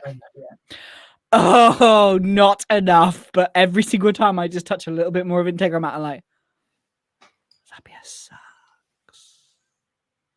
So every time I dive a little bit deeper into Integromat, I'm like, wow, Zapier sucks. You can do some serious stuff in Integromat. I know. I haven't dived in enough yet because I just haven't. But that is something I'm really going to focus on, is to do more dive, kind of like what you're doing with deep dives as well, but more on the automation front and the business focus stuff, not the task manager and project manager apps. If I used automations, I would explore it way more. But I don't have a use for them yet. Yeah, I'm so glad that Layla put me onto it. Like Integromat, from what I've seen straight away, I'm just like, oh wow, you can do this. I'm looking forward to when Notion, because even if Notion just releases, imagine Notion with Integromat. Well, it would automatically have it. That's the thing, because you don't need to have a particular integration, which is what excites me most of all. The app doesn't integrate with Integromat. Who cares? It doesn't have to. Like, that excites me. And then even better, you combine Zapier and Integromat, and I'm just like, What I'm thinking is, because obviously Airtable does a lot of stuff as well. So I would imagine the things that you can't do with things like Integromat or Zapier, you can bounce from an Airtable database to do all of the stuff as well. You can bounce backwards and forwards. You can literally do anything that you want. It's just a case of building the flow. And I have seen some phone versions of Integromat and Zapier, and you can do all of the linking and stuff with your phone. So you can do it with phone apps as well. And I've been exploring a couple of those, and they look pretty cool. Again, I don't know why you'd use them, but you can. Glue of the internet. Yeah, it really is. It's like glue, and then it's like, oh, you want to take this data and you want to split it up into 4 different places. Oh, and you with Zapier, for people who don't know Zapier, like it will push it through once, and that's it. You don't get repeated things. You don't get to schedule it. And don't, Sarah. That might actually make me look at Coda. That is a good point. Ooh, that's exciting. Anyway, I have thought about that. With Zapier, there's too many combinations.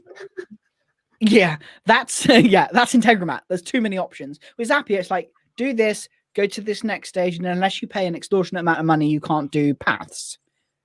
But in Integromat, that's included in the free plan. Free is just limited to however many modules you get. I think it's operations, not modules.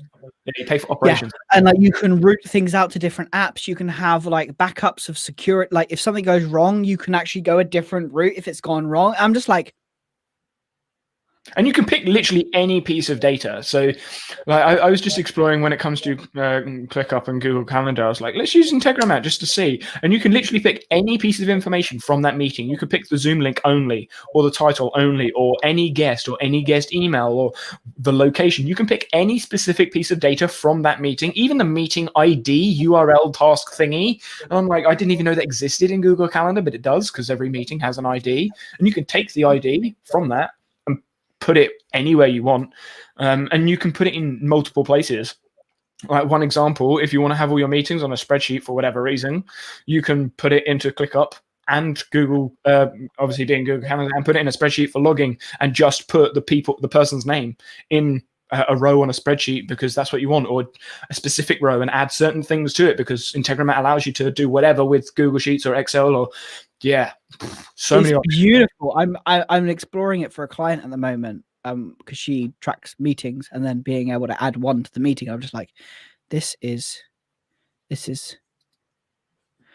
should be able to access the rules. Can you access the rules? It should say rules. You done that jump into rules to get access to the rest of the server. Say you can do that, Nerdy Notioneer. I'm going to go and cry at my wife and tell her to fix it. That's a John thing. Yeah, I know. Can you hit the rules, Nerdy Notioneer? I just turned a dial on my mic and it just like flopped to the floor. So I was like, it was like that, and it just went Oh my, let's pick it back up. Zappy is pricing his robbery. Yep. Agreed on that one. You don't have permission in rules. John, you messed it up. Yeah, I did. Hang on a minute. I'm going to fix the things now.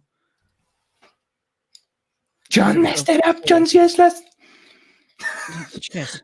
So what I'm actually going to say when it comes to task management, because I haven't actually said what app I'm using, because I'm not actually using an app right now. On it. Someone is on it. Brown. She's watching. Oh, thank you. That's my wife. She's watching. Oops, let me not say anything too bad. What was I going to say? I was going to say something really important. Oh yeah, task management apps. So the reason I'm not actually using one in specific at the moment is because partly a video that I'm making a video on task management apps, and comparing loads of them. And the second reason is because there are loads of features that I like from lots of different applications, and none of them do all of them. Like, none of them do all of them. I want there to be... I like having my tasks available to me, and because now the world is kind of... Well, it's not, but it is moving back to normality. And I'm... What world are you in? No, my brain space, my brain space with the world. So like I'm going out. I'm going to we got a gym downstairs, like downstairs gym. So I'm going out there and going downstairs. I'm leaving my room. I'm leaving this seat more. And to check things, I use my phone as my notification center. Why? Because this seat has been sat on pretty much permanently for the last 3.5 months. Yeah, and I use my phone as my notification center. And when I was using Notion for my task management, i.e. the last 3 years, it's been on my laptop, on my screen. And Notion's notifications are annoying, so I don't have any of them on. And Notion on phone is just not fun. So I've been exploring with different applications on my phone for task management. Like I said, ClickUp's inbox is okay. But I like ClickUp's subtasks with tasks or subtasks with projects, that hierarchy. I like the hierarchy so I can schedule a subtask for a certain time or day or whatever, and then it appear. But then you can't do any natural language processing because I like talking to my phone because I did use my voice recorder to record notes or anything like that. ClickUp doesn't have that. Todoist does. So I like Todoist for the natural language processing, but Todoist doesn't have templates. Well, it does, but it's on the pay plan. So I have found a workaround for templates because you can duplicate tasks. So I have a task set up with subtasks, and I can duplicate that as a template. So it sort of works. But I can't put a date on a subtask because I've linked Todoist with my calendar. So my Google Calendar is my events calendar. It's where everything is. It always has been. Notion, I had to manually put it in. ClickUp, I can automatically put it in. And Todoist, I can automatically put it in. But because of the way Todoist structure works, if I put a date on the subtask also shows in the calendar. I don't want to see all of my subtasks in my calendar. That's not fun. So I can't put date on subtasks in Todoist, which is irritating. Now, I could do all of that in TickTick. But TickTick doesn't have natural language processing, so I'd have to manually type them out. So there are friction points with all the different apps, and then like MeDo does something quite nice with your wallpaper on your phone, and then there's loads of other task management applications, but there's small friction points with all of them. So at the moment, I would probably say Todoist is taking the lead, like marginally. But for just task management, though. Yeah, purely task management. Yeah, I just want lots of different features from different things. And one of the small things that I don't understand why Todoist doesn't have it and TickTick does have it is TickTick, when you want to add a task, add a task, you can just hold down on the plus button and it goes into the speak, and then you can just talk and then it does its thing. TickTick, you have to go plus and then go onto the mic. I know it's a really small thing, but it's just like, just hold it. Just hold it. As of yesterday, I've started using Todoist as a task manager. we will see how it goes, because project management in ClickUp is better than Todoist, but task management is better in Todoist than it is in ClickUp. Especially when looking at my phone as a device, because I'm going to be using my phone more for my device. So it's it's just I want all the apps to like do everything. And that's you're always. I completely agree. It's not realistic, but it would just be nice if apps did what they were supposed to do. And I'm going to say this now. There are so many task management applications, like list applications out there that call themselves task applications, and they are shite. They are absolute shite. And I'm kind of embarrassed for some of the developers of some of the apps that I've come across. I'm like, what made you think this was good? Like there are some apps out there that like they're competing against big applications like TickTick, Todoist. Even though ClickUp's not a task manager, it does them well. Notion can do stuff. Coda can do stuff. Like there are applications out there that aren't task managers that are better task managers than things specific for task management. I'm like, I don't understand why this thing is an app. Why is this even an option in my app store? Yeah, but yeah, personal preference. OmniFocus is good. OmniFocus is good, but it's Mac only. Like some of my favorite like apps that I think I could genuinely use, like Things 3 is one of them. I can't use. I'm on Windows. Yep. Things 3 and OmniFocus are two apps I'm just like salivating over because they're that exciting. I literally have a list. Well, obviously, I've got a massive list of all the apps. I have a list for Apple apps. I'm like, these apps are really cool. I really want to explore them, but I can't. Okay, everyone donate loads of money so that we can both use Apple applications. Except for that you can't donate money yet. Sorry? Except that they can't donate because I haven't set that up yet. True. Yeah. True. Yet. In waiting. Trelia Planway. Trello. Yeah, I skipped the first word. Trello. I just not that important. I'm very intrigued. Managing tasks, I can see why Trello has a use. Really? Tasks. Just pure and simple tasks. How? Yes. It's a board view, isn't it? Very easily, not started in progress complete. Like that. What about three sections? It's either I haven't done it or I've done it. Well, that's a different thing. And I think you can just have 2 sections and complete things and archive things automatically. You can still do that, but I wouldn't want to see the things I've done. So it's literally one list, and then I want to hide it from that list. What would be? No, but you're not working in a team. Oh no, I know. So when it comes to team management, one thing I've noticed is like being able to see when a task is being worked on is really useful so that you know where people are in the list. So having that in progress kind of tab or section or list is really valuable when you're not working on your own. When you're just working on your own, or when it's just you and I, when it's literally either done or not done, for example, it makes sense just to tick it off.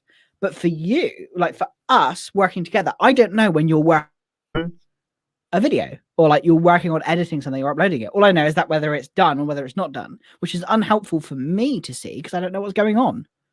And so that's why the Trello kind of pathway thing is good. But so would you want to see when I'm working on something? It's valuable because then I know that it's actually being done and not just like forgotten. For example, like if something is being worked on, it's useful to know it's being worked on, or you've just like missed it for whatever reason because the phone app is crap or whatever other reason. If you can't see things, you don't know. There's no feedback. Like there's no feedback between. But the thing is, the working on status will only be working on for however long it takes me to do the thing. Yes. So if you're it's not for me. Like it's not necessarily for me. It's for the rest of the team. It's for everybody else. Like if it was just me on my own, and when it was just me on my own, it was to do and done. Even now, like with our workspace, with the ClickUp workspace, that we're using for the podcast and stuff. Yeah, So at the moment, all the stuff that I haven't done, I haven't touched. As soon as I start touching them, you would want me to move it to a working 2 status for you to see that I'm currently working on that thing. Not necessarily for our stuff. But we're a team. Or are we not a team? Well, I don't know about that. But there's a difference. Like, we are working on one thing. There are not multiple things that we are working on together. Normally, you're working on one video, like to upload the podcast episode. See, to me, working on makes sense for a project, not a task. Because a task is so short, it's like an hour. Most of the project, like, I don't mean it on the subtasks that you do, but like if you're for example, like video editing one of the podcast episodes, if you moved that to in progress, that'd be helpful. Why? To understand what's happening. Why? Because then I can see what's being worked on, so that I know where we are, and that means that means also not necessarily for me, but for Rebecca to see how long she has until she has to make sure the next episode's ready for you to have, and when you need to be bombarded with more stuff, and when you haven't got enough stuff. It's useful to have that. It's just clear communication. It's just clearer communication and understanding on where you are without having to go, what are you working on now? How's it going? What's going here? What's going there? I mean, I don't do that with you because it's your responsibility to do that. But when I'm working on a project with a client, or when for example, with Rebecca, when I'm doing a client project with clients, I need to be able to see the different like stages where we're at. Have you started working on like editing a video for a client, so that when they go, how are things going to me? When I've outsourced that video editing to them, I can go, it's in progress, or I don't have a freaking clue. Like, because it just says either to do or it's done. When it's in progress, I know it's being worked on. So that means when I have to communicate with my clients, it doesn't make sense for us because you and I talk. No, I still can't see in my mind. I don't understand why you would want to see an in working on a task, because that is just saying I'm actively working on this thing right now. If it takes longer than a couple of hours, I wouldn't say that's a task. That's a project. So the only reason I would want to know from a high up level resource as to why. But what's the difference in ClickUp? Like, a task and a project is exactly the same thing. Well, no.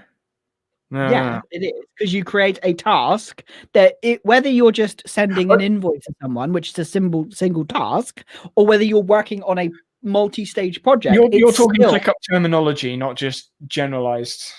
When you were saying task, I was thinking task, not project.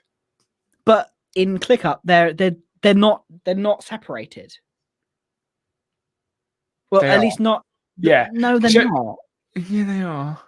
No, they're not. You have to actually go and set it up and separate them, which is what's the point? If you're talking like a board view list, functionally in ClickUp, they're the same thing. But theoretically, they're not. Because if you've got a task, theoretically, yes. Okay, fine. But we're not in theory. We're in the real world. Yeah, no, the real world is based off theory. Like, theory is based off the real world. No, it's not.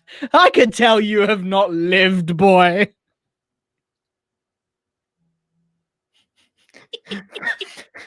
GTD is based off theory. I am 5 years older than you. I know more about life. No. GTD is based off theory. Research is based off theory. Studies are based off theory. Books are based off theory. Theory is experience. Experience is real-world application. Theory is based off experience and real-world application. Shut up. No, but you can't just have theory. Theory on its own. Theory. No. It's not just theory. You're talking theoretical here. Like, theoretically. Because we're talking about philosophy, and philosophy is theoretical. Philosophy isn't practical. But I'm actually talking practical terms here. Yes, practical term being you're going to put something in a stage, but does that actually mean anything to anyone that's going to make a difference? Unless you need to talk to me while I'm working on that stage, there is no reason for you to know that you're in the stage. Because, like, what are you going to do? Go, oh, you're working on that thing. Cool, never mind. And then carry on with whatever you were doing. Like, I don't understand for there to be a reason. No, but I don't understand in my head. I can't understand why someone would want to know that they are working on that thing at that time, unless they are being really granular and saying time management, you have to be working on that thing at this time of day. It's just a general understanding of what's being worked on. So for me, when, for example, say Rebecca's working on a video for a client, and the client goes, how's the video going? There are two options. I can go and ask her, yes, but then that will take her away from the task, or she may be busy or whatever reason. Or I can see that it's in progress. If I can see it's in progress, I don't need to disturb her and ask her what's going on. And I can say to my client, we're working on it now. But if we're not working on it, if it just says to do, or it just says done or not done, I don't have an answer. I have to go and ask, which then disrupts. It's just a time-saving thing. It's being able to see it. That's more of a choice of words to me, because if someone's asked you to do something and you know that you're going to get it done, you say, we will get it done by whenever. That's a choice of words. Just the way that I would look at it. If someone's asking for me to do something, I'm not going to say I'm working on it, because I'm not working on it. But if it's to be done by a certain time, I'll say I'll make sure I get it done by whenever. But then I guess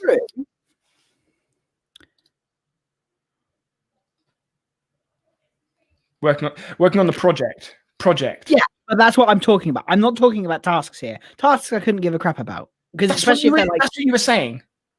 But a video is not a task; it's a project. Mm-hmm. But you can see whether you're working on the project or not by how many tasks have been completed for it. I can see that. Yeah, but if there are a couple of tasks completed in a project, I'm on John's side. Okay, fair enough, fine. But if you've got a couple of tasks completed in a project, you know it's being worked on because there's been progress given. Yes, true. But I have to go in a ClickUp context. I have to go inside of the project. If I want to take a quick glance, which is what I like doing, I don't want to have to. I don't want to have to keep going if you had a progress bar, which I didn't have. No, it gives you either a red or a green. It shows you how many you've done or haven't done. But I don't want to do. I want to know when it's well, what if? Okay, fair enough. What if you started working on something but it's not finished yet? Like you haven't made any progress yet. You're still working on it, and you get called away by family or other commitments that have got in your way, which means you cannot. Like you have to keep coming back and forth. You personally, like, I think this is very much from a perspective of not for yourself. You're just working on the tasks for you in particular. And like for you and me, it doesn't really matter that much. It's not a client thing. It's just you and I messing around, having a good time. But when it comes to projects, like being able to keep track of timings and just to point out, we're having a great fun discussion here. I'm loving this because it's so much fun. But there is no right answer. It's whatever works for you and your team. Exactly. This is just so fun that we disagree so beautifully on something because we're always agreeing with each other. We're just like, come on, let's just go. Yeah, I still don't see it, because if it's done, it's done. If it's not done, it's not done.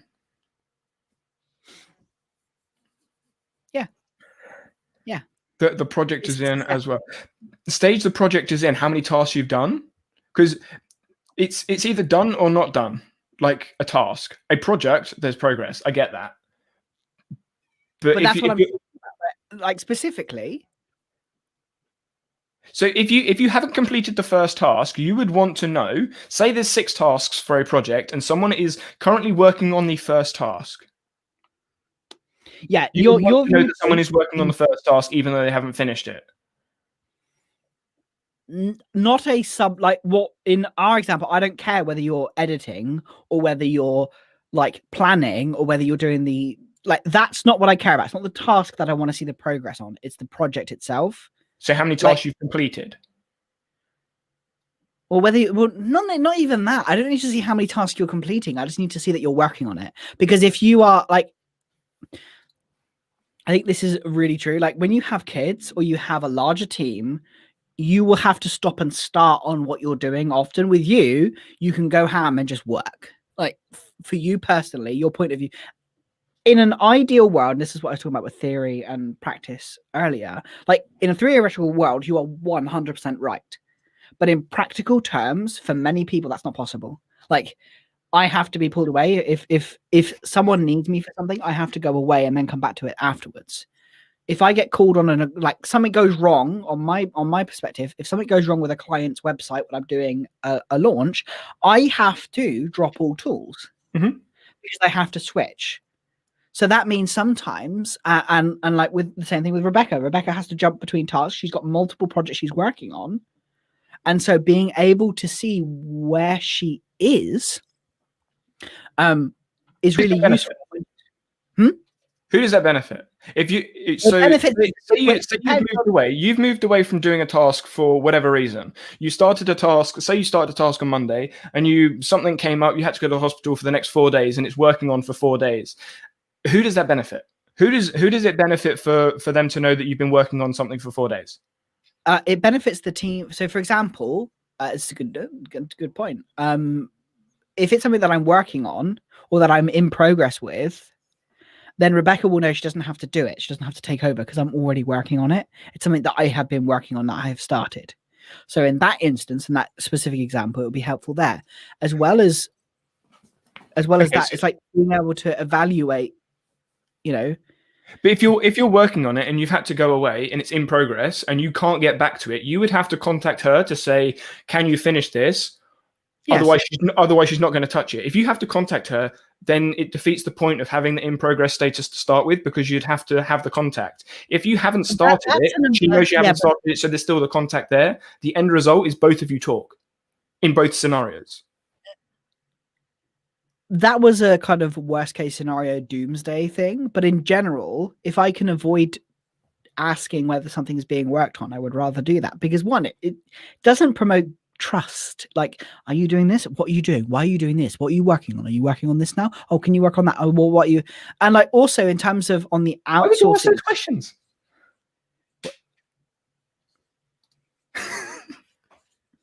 Well, I don't get why you would ask those questions. It's either done or it's not done. Previous team member is running behind. Say, for example, that they are basically something has happened in the family or in life that has meant they've had to come away. It's like you can see, oh, okay, so they're working on this and they've been working on it for, say, 3-4 days and something's wrong. It's a way of being able to check in with your team and say, sorry. And being able to come and say, like, hey, do you need some help? You do still have to interact. That's not what I'm trying to avoid. But in that case, you do have to interact still. Yes, but in a general day-to-day, being able to see when someone is working on something is really useful in terms of. But what you've done is you've actively looked at something and gone, okay, they're working on that. They've been working on that for 3-4 days. I should talk to them about it. If that is to do, okay, that's been there for 3-4 days. I need to ask them what's going on about it. Both scenarios, you're looking at a different status and asking them about it. Because if it's been 3-4 days that you know they've been assigned that thing, you're still going to, the end result is still the same, whether it's to do or working on. Not really. Because if I can see that they're working on like 3 or 4 things, then I can go, okay, so there's 3 or 4 projects being worked on right now. So what's my workload right now? Is it too much? Is there too many things? Have I given too much for Rebecca to do? Am I taking on too many things? It's also a way of being able to see how many projects that you're working on, and also be able to see and reduce the micromanaging. Isn't that just the assignment of tasks? Why would you need a stage to look at that? Isn't there just how many tasks they've been given? And then if they haven't started those tasks, then they're not going to complete those tasks, which means they're going to miss deadlines, which means they need to be accountable for saying, I'm going to miss this deadline because of whatever it is. True. However, not one of my points is 100% correct. There is an argument there is a counter discussion to have with any of my points, but it is all of my points that have come together is the reason why an in progress works and why it is especially in my case, why it's incredibly useful. For you and I, it's different because you're only working on one video at a time, and I know you're only working on one video at a time. So in terms of that, I don't need you to have the in progress, and I think I've actually removed that stage from our Notion Nerds thing because we don't need that. That's fine. I don't know. I've never used it. Don't like board views. No, and that's fine. But in terms, and it removes the micromanagement. If something is wrong, then yes, you do. It's about reducing micromanagement. There will always be some form of, hey, what's going on? No matter what you do, no matter what app you use, no matter what tool you use, no matter what system you have, there will still be that communication. That's what we do. Human beings communicate. But it's about making it easier to communicate and only communicate when you need to. And so when you're being pulled away, when something has happened, or all of the things that I've previously said already, all of those things add up to why having in progress for me and my business is useful. Because if I'm called away at a last second and I'm still working on something, when I come back, I can see, cool, I'm working on this, on this, on this, on this. I have a tendency to work on too many things at once. I try to do loads of things. And yes, of course, I can change that. But I don't want to. I like working on multiple things. It keeps my day fresh. It keeps me exciting. Otherwise, I'm just basically doing a dead-end job. And so being able to see what things that I've got in progress and what things that are still to be done on my side of things, just personally for me, is useful to see, okay, cool, I've got these things that are in progress. Can I do anything about them now? I do sometimes moving them on waiting on, and I have that extra one, and goodness knows, if I start talking about the third and fourth status, I think you're going to have a hissy fit. But I have multiple statuses because it means I can see where things are, and I can... It's as long as you've moved them across appropriately, assuming, because most of the people that I've seen using Trello, Kanban boards, anything, people I've spoken to, the communities and everything, there is always either that one person that doesn't move the things across, or the person knows where they're working and what they're doing, but they don't move the tiles across to the appropriate stage. So it kind of defeats the point of there being a stage, because if they're only going to move it across when they're done, Yeah. You have a complete... Okay, here we go. Ready? Yeah, I just saw the big... Yeah, and it is... Yes, it is inefficient. There's no denying that it's not inefficient, but life is inefficient. Like, to put it bluntly. we can be inefficient. No, life is inefficient. Like, no matter what kind of thing you do, things change last minute, and you have to just... If 2020 has not taught us anything, it's the fact that life is so inefficient and things get in the way. And I am exactly the same as Gail here. Like, when I'm pulled away, I have that tendency to reduce it. Labeling it helps me and reminds me of what I have to do. And also, exactly what she just put there. I'm not going to try and re-explain it because I don't need to. Sometimes other labels. Objective tasks, but also the energy and time needed. Yeah. I understand where you're coming from, because like from your perspective, I can see exactly why it's a waste of flipping time. Because when you work on it, and then you're done or you're not done. Like, that is completely 100% makes sense for your unique situation that you're in, because you don't have anyone else to report to. Not really. It's you doing content creation, and it's useless like having an in progress video and a not progress. I can understand why maybe that's because of... So I'm thinking my tasks are different to your tasks, and you say my tasks are granular. Maybe because of my granular tasks, I don't need the statuses, because my tasks are either done or not done because they are so quick. Yes, but I use tasks and projects. Yeah, so I guess instead of using statuses, I'm just making my tasks more... I don't know whether precise is the right word, but smaller, maybe. I still have tasks that are small, though, and those don't have the multiple statuses. Like, I do have the lack of multi-stage stuff with specific tasks. But when it comes to the higher level things, like a video that's being done, I mean, you do videos differently, etc., etc. You do it all yourself, so it's fine. But even if I wasn't to do it by myself, I don't think I would make any different changes, because if someone's going to research... okay, I was exactly the same as you. I didn't make any changes. I thought, well, my system works for me, so it will work for everybody else. No, it won't. I will promise you now. You've got to find someone that is exactly like you to work with. And even then they have idiosyncrasies, which will mean that it doesn't work. Okay, so for example, you've got an editor, yes? Mm-hmm. How did that change your workflow? I'm curious. How did that change your workflow from creating videos? Did you create videos before having an editor? Yes, I created the videos, but the editing process changed. Like, I now need to make sure she knows it's ready to edit.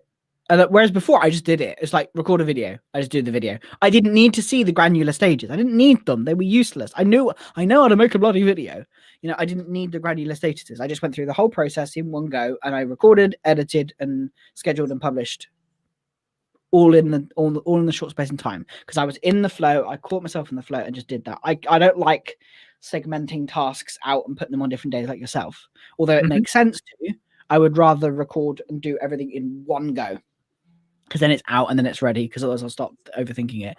And like, I need to, so that, and when I there were added tasks to it because there was another person, correct? Yeah, so there were added tasks to it, and it became like, editing a video has multiple tasks. That kind of became a project, and then tasks were added to that project. I used subtasks and checklists. Why would you use subtasks? Because there's just different things to editing, because you record it, which is the same thing, then someone is going to edit it. Then once they've edited it, I assume you're going to go over the edit. So you'd add. So for me, the editing stage at the moment, there are three parts to editing, but they are three different tasks. Now, I do all three of those tasks, but I'm assuming if you have an editor, the editor will obviously do the edit. You're then going to check the edit, and then there's going to be a review process, whatever that happens to be, whether that's multiple reviews or just the one, depending on, I assume, how good the edit is. But it's still, the task is either done or not done, and the stage would be however many tasks are completed. Let's say I'm batching. So I don't do batching. Not really. I do sort of, but not. Are you talking batching videos or batching tasks?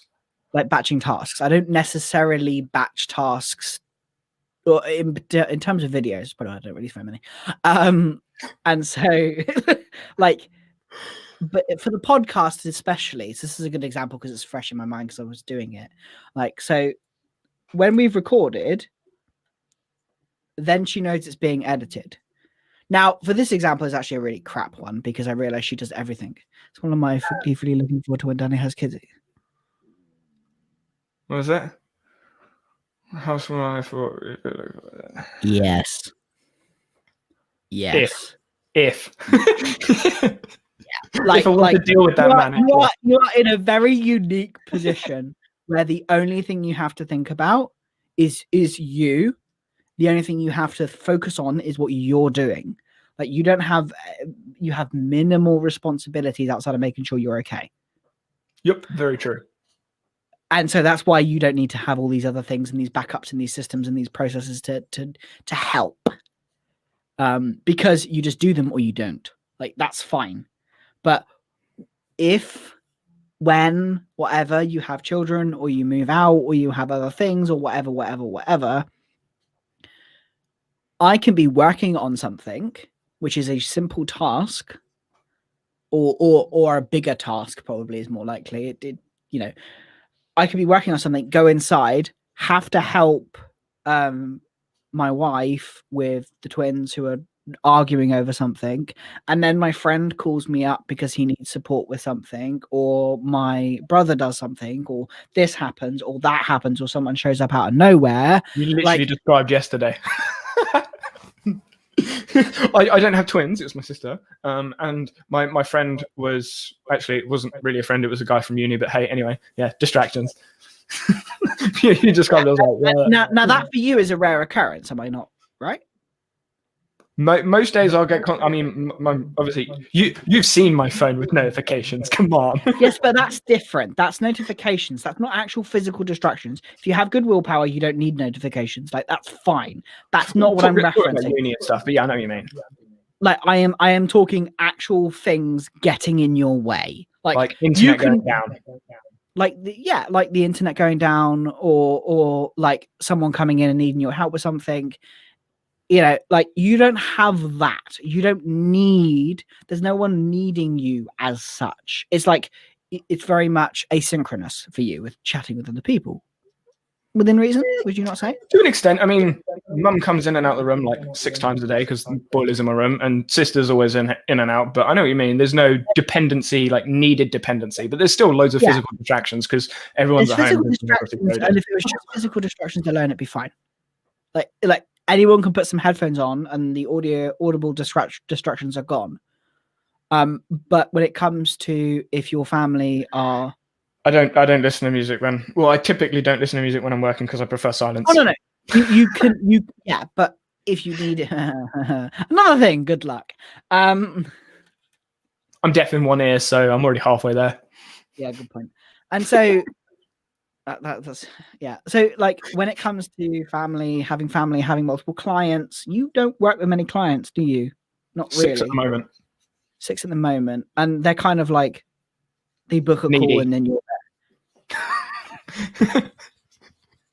Apologies to any of his clients. No. Individually, they're not, but combined, like because I'm working with 6 clients, I have at least 2 messages a day. Well, I say 2 messages, 2 conversations a day, at least. And then obviously you got all of the social media stuff that's going on with all the YouTube comments, because I respond to all of them, all the WhatsApp messages, the Facebook messages, the Twitter messages, the Instagram messages, the Reddit messages, the Discord messages, and emails. But yeah, I go through all of those because I feel like I should do. I don't need to, but I should. I feel like I should anyway. Like it's only respectful to respond to what people have said. Yeah. And also, like for me, again, on my side of things, I have a wonderful wife who's watching now, and I love her very dearly. And thank you very much for fixing everything again. Thank you. And so it's important that I spend time with her, and it's important that I spend time with my kids, which sometimes happens smack bang in the middle of the workday because my little boy has decided to go and draw something for me and create something in Minecraft, and he wants to show me because he's proud of what he's done. I could just go, no. And of course I can do that, but I would be doing that an awful lot.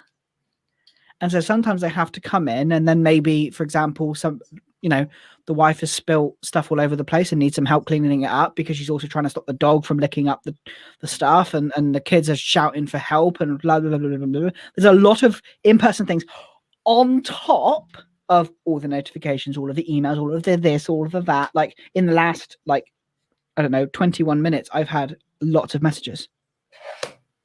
And so you have that on top. And this is just like from my personal experience. I mean, yeah. Everyone's got different personal experiences. And I don't have clients, kids, or other people to worry about. And I still use statuses. Yeah, I mean, it's a personal preference thing.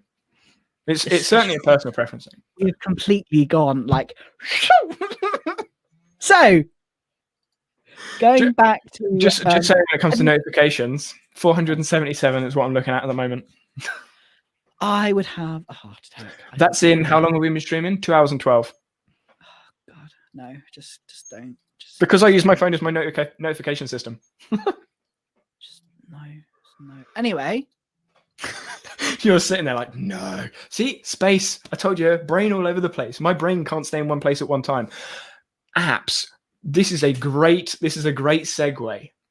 Rescue Time or something similar that tracks what apps you're using, whether it's a browser thing, a phone thing, a PC thing. Do you use Rescue Time? Yeah, I never look or something similar. Yeah, I have Rescue Time. Do you pay for the premium, or is it just the free one that you use? No, I pay for the premium. Of course. Why did I even ask? So I'm curious, because when you're paying for premium, I've only started using it because I've never tracked my time. Like I started tracking my time on ClickUp, and then I was like, this is just more of a hindrance than a help. Like it was kind of helpful here and there, but I think it was more of a shiny new toy thing, helpful rather than actually helpful. So I stopped doing it. And Rescue Time it's going on in the background. So does Rescue Time track when you're not doing something? So if you do get distracted, does it notice, okay, you haven't moved the mouse, you're not doing anything? Yes. Right. It'd be interesting to see what the sort of like graphs look like when it comes to. I'll do it. I'll do it this week, and I'll show you. So every time. Yeah, Normally, I was going to say because I'm starting to use rescue time. So I started using rescue time a week ago now, and I was just faffing around seeing what I can and can't do with it. But it'd be interesting to see to compare the two uses of our PCs, because I've got rescue time on my phone as well, so I should be able to see everything. And spoiler alert, chess.com was like the biggest thing on my phone. Like, I open my phone so many times to check notifications, go through all the notifications, answer them, and that's literally my phone use, other than chess.com. Okay. It's like, oh, check all notifications from all of the different applications, and then it's chess.com. I'm kind of intrigued to see what mine are now. Anyway, sorry, that's just completely distracting. So, Danny, go. Email, Gmail. That's literally it. Gmail. Calendar, Google Calendar. I think I mentioned Google Calendar, but yeah, Google Calendar is my main app. The main reason is everything goes into it, so I don't need Zapier or IFTT or Integromat or anything for it to work. It's just Google Calendar. Done. Sorted. Yeah. What was the other ones? Cloud storage. I don't. I don't. I have an external hard drive. Full stop. The only cloud storage would be the apps I use. Backups. Backups. You have one backup. You back up to one drive. I've got my PC and then I've got 2 external hard drives. Yeah. But I don't have information on there that I really, really need. The information that's on my external hard drives are videos, which are on YouTube. So I can download them off YouTube and put. Oh god, yeah, okay. Yeah, but that's what I'm saying. Like the stuff that's on my external hard drive is on YouTube, so I can download it from YouTube if I do lose my external hard drive. So I would need to lose YouTube and YouTube Studios, like all of that saved data on the video. Shut up! Do not say those words. No. Right, everybody. And my external hard drive would have to go. Darn fault. If Google goes down, it is his fault because he has just said it again. This is what happened last time we discussed this conversation. We're like, YouTube would have to go down. Tomorrow, YouTube goes down. Okay, but YouTube would have to go down for me to lose any of my videos. And then for any of the notes that I've taken, whatever application I happen to be using would have to go down, which is the same risk anyone gives with any of applications that they're using. So I don't have any big files or folders or anything like that I use. All my essays are saved locally on my computer and on my hard drive. So I have 2 copies on my computer and on my hard drive. But I mean, who's going to need my second year essay on pedagogics? I give you that. Huh? I'll give you that. So I don't store anything that I need cloud storage for. Potentially, maybe if I start running even with the business that I'm running now, like what would I need? What about your tax returns or data like that? To start with, I'm a student, so I don't need to pay tax right now. But when I do, all of my finances and that sums up everything about the conversation we've been having. I'm still technically a student. Like everything, like your mindset is student focused. It's not like the next step. But even so, like my tax, all finances and stuff is stored on Excel because it's local storage. And what if it goes down? If Excel goes down, so if my computer goes because it's computer storage, and my external hard drive breaks, so I'd have to have both break. Then I just go onto my bank account and then just re-export the data from my bank account, which is online. And what if your bank's down for the day? So my bank goes down, my computer crashes, and my external hard drive crashes. What if that happens? John, what happens if all of your computer hard drives blow up and the internet blows up and your cloud storage is destroyed anyway? Google went down. We both didn't think that was possible. But it did, and has multiple times. But you there is only so much backing up you can do. Yes, exactly. Quite proven. I've got two local storages, and it's already on internet banking anyway. Honestly, I would have at least 1 local storage and 1 cloud storage. And once you get to a certain size, then it's an offsite storage as well. Once you're big, but you got to be really big for all 3. But cloud storage, I'm using applications for it. So YouTube or Gmail or whatever app, insert app, Notion, Roam, Obsidian's local. Never mind. Because they are cloud. They are cloud apps. Exactly. So I don't need a Dropbox or a OneDrive or anything like that because my information's on apps. And most of that information isn't information that I need. It's meh. Okay. Medical documents, they're physical. Yeah, that's the UK thing I think you'll find. In the UK, it is all still physical. It's not digital. Yeah, I get letters for everything. Like my eye appointments, every single time I went to the hospital, I got 3 letters.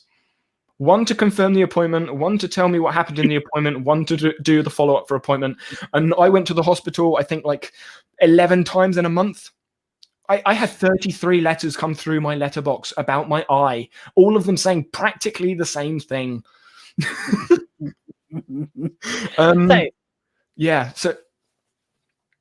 apps. What other apps are you using? Because I'm really intrigued. I mean, when you scan stuff and save it. Yeah, that's what I do. Scan stuff. Scan stuff where? For what? Oh my god. Example.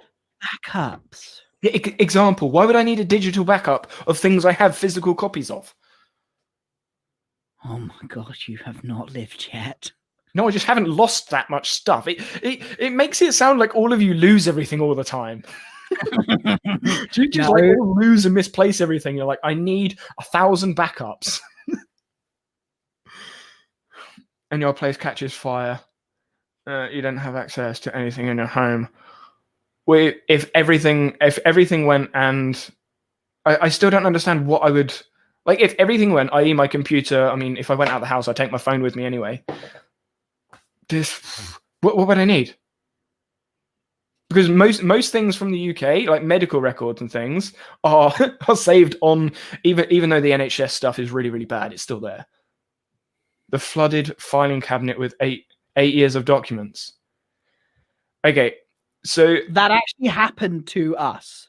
My mum stores absolutely every single document. So she has let's just say 50 plus years of documents from 4 people in one filing cabinet. Because of all the condensed stuff and everything, we can locate absolutely everything. Like it's not about location. Location is only half of it. It's like location is not even the point we're making here. Backup isn't about location. It's about like having access to it. Like if something goes wrong or you lose access to it, it's having access to it again. Yeah. So. Yeah.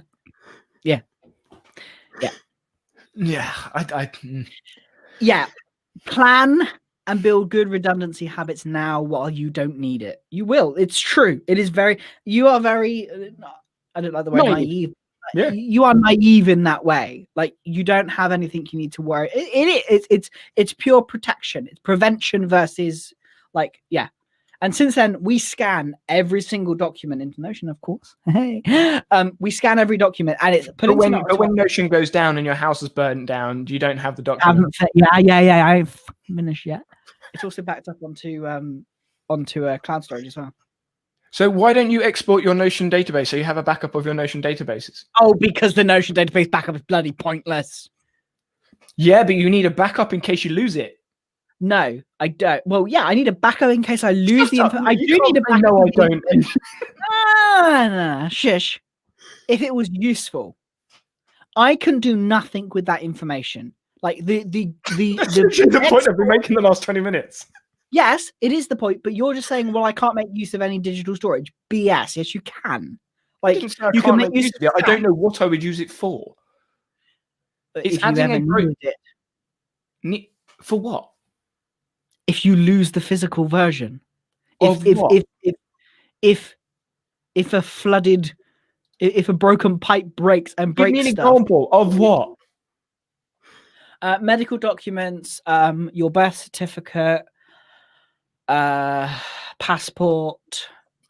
We have photocopies of passports and that's a backup, isn't it? Yeah, but it's a physical photocopy. But it's still a backup. It's a physical photocopy. It's not digital. It's not cloud storage, which is where we went.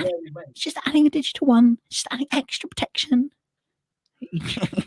Yes. The move to another house one, but not the divorce. Yeah. You beautifully naive. I just love how naive you are. Like everyone's just like, you are wrong. It's because you're all old. Yeah, pretty much.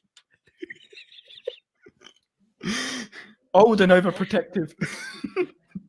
Oh, I'm not overprotective. I'm not. What?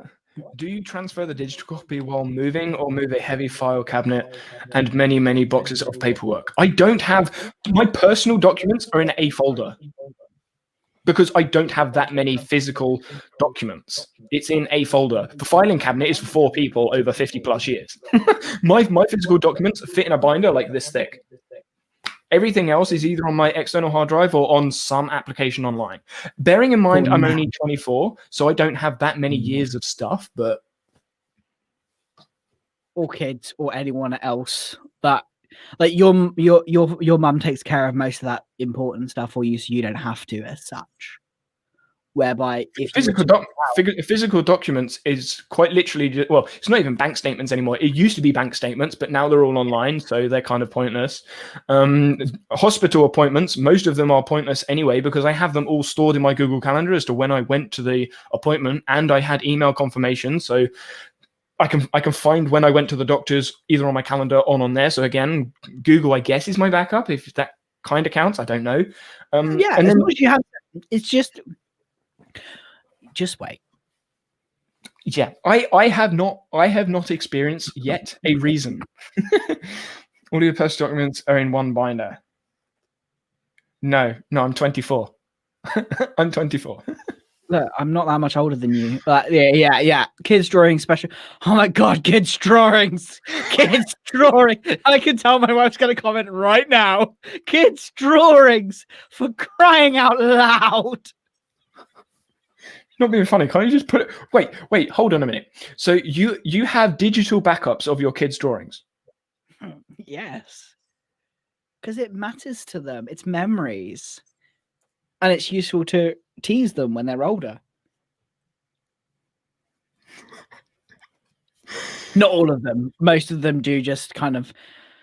Yeah, this does once again show your like naivete on it, because they I have digital backups of your kids' drawings. Yes. Yeah, they will get really upset. Like, they made that specially for you. That's important to them. Isn't it more important to keep track of the paper one rather than put it on digital? You've never spilt tea on things, have you? Or I don't drink tea. I don't drink tea. I don't drink coffee. I don't drink alcohol that much at all either. No, I don't drink alcohol either. But how can I spill something on paper? I don't get it. Spill something on paper? Yeah, I just don't get it.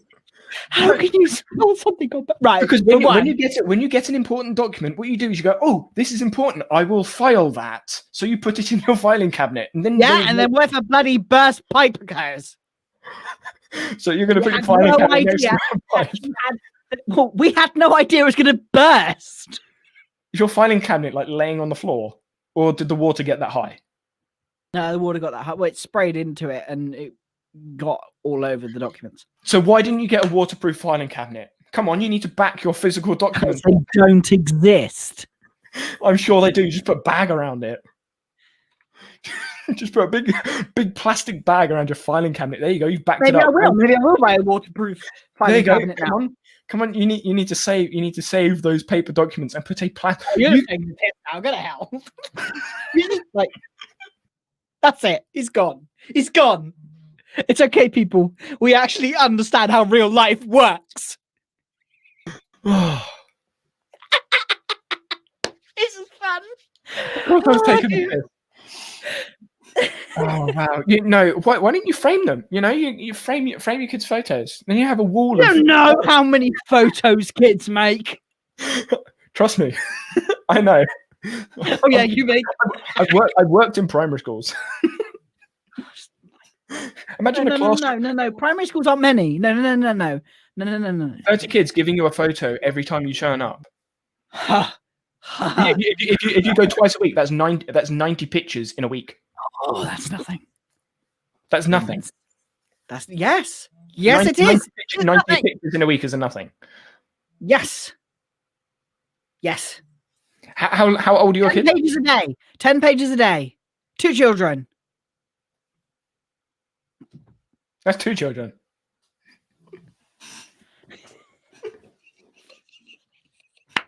Do you know where they all are? I'm curious. I love how 11 people are still watching this. watching us debate about kids and drawings.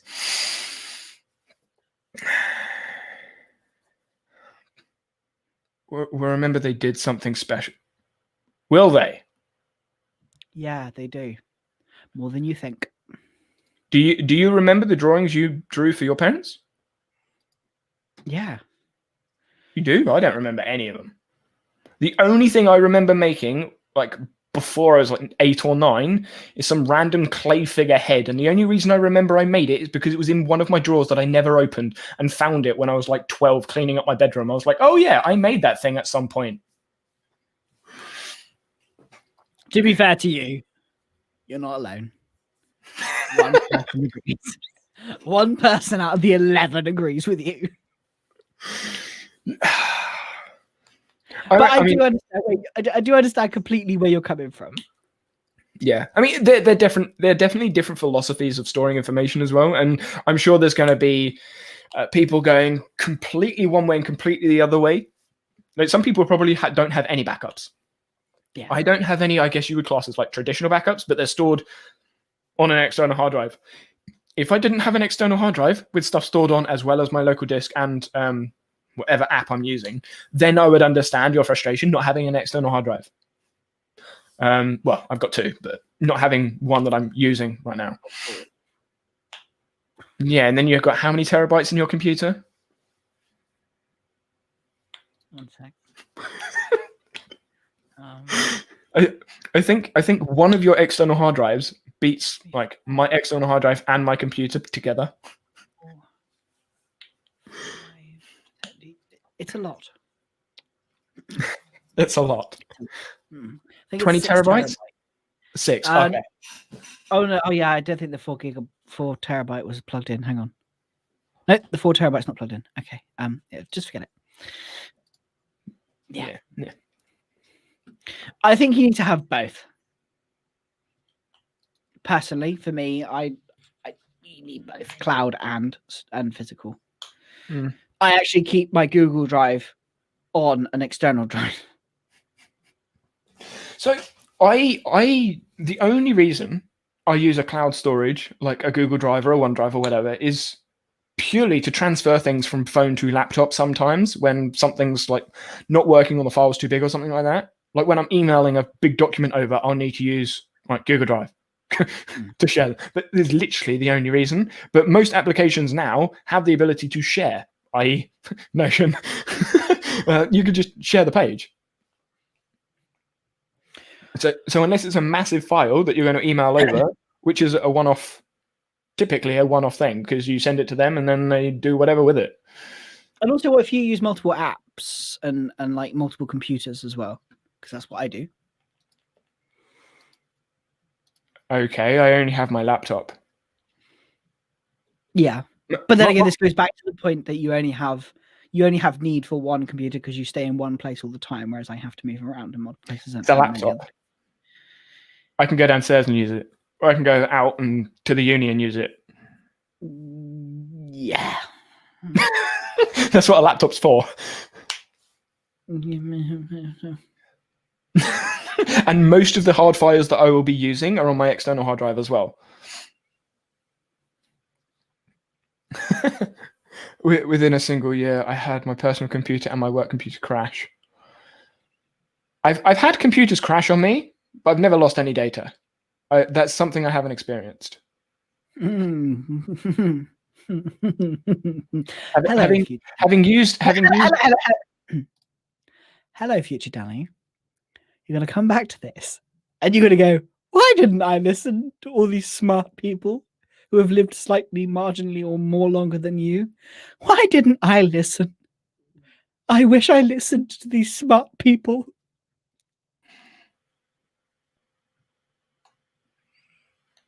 I love having control of it. It's great. I'm going to come back in 5 years and just stick 2 middle fingers up and go, I told you so.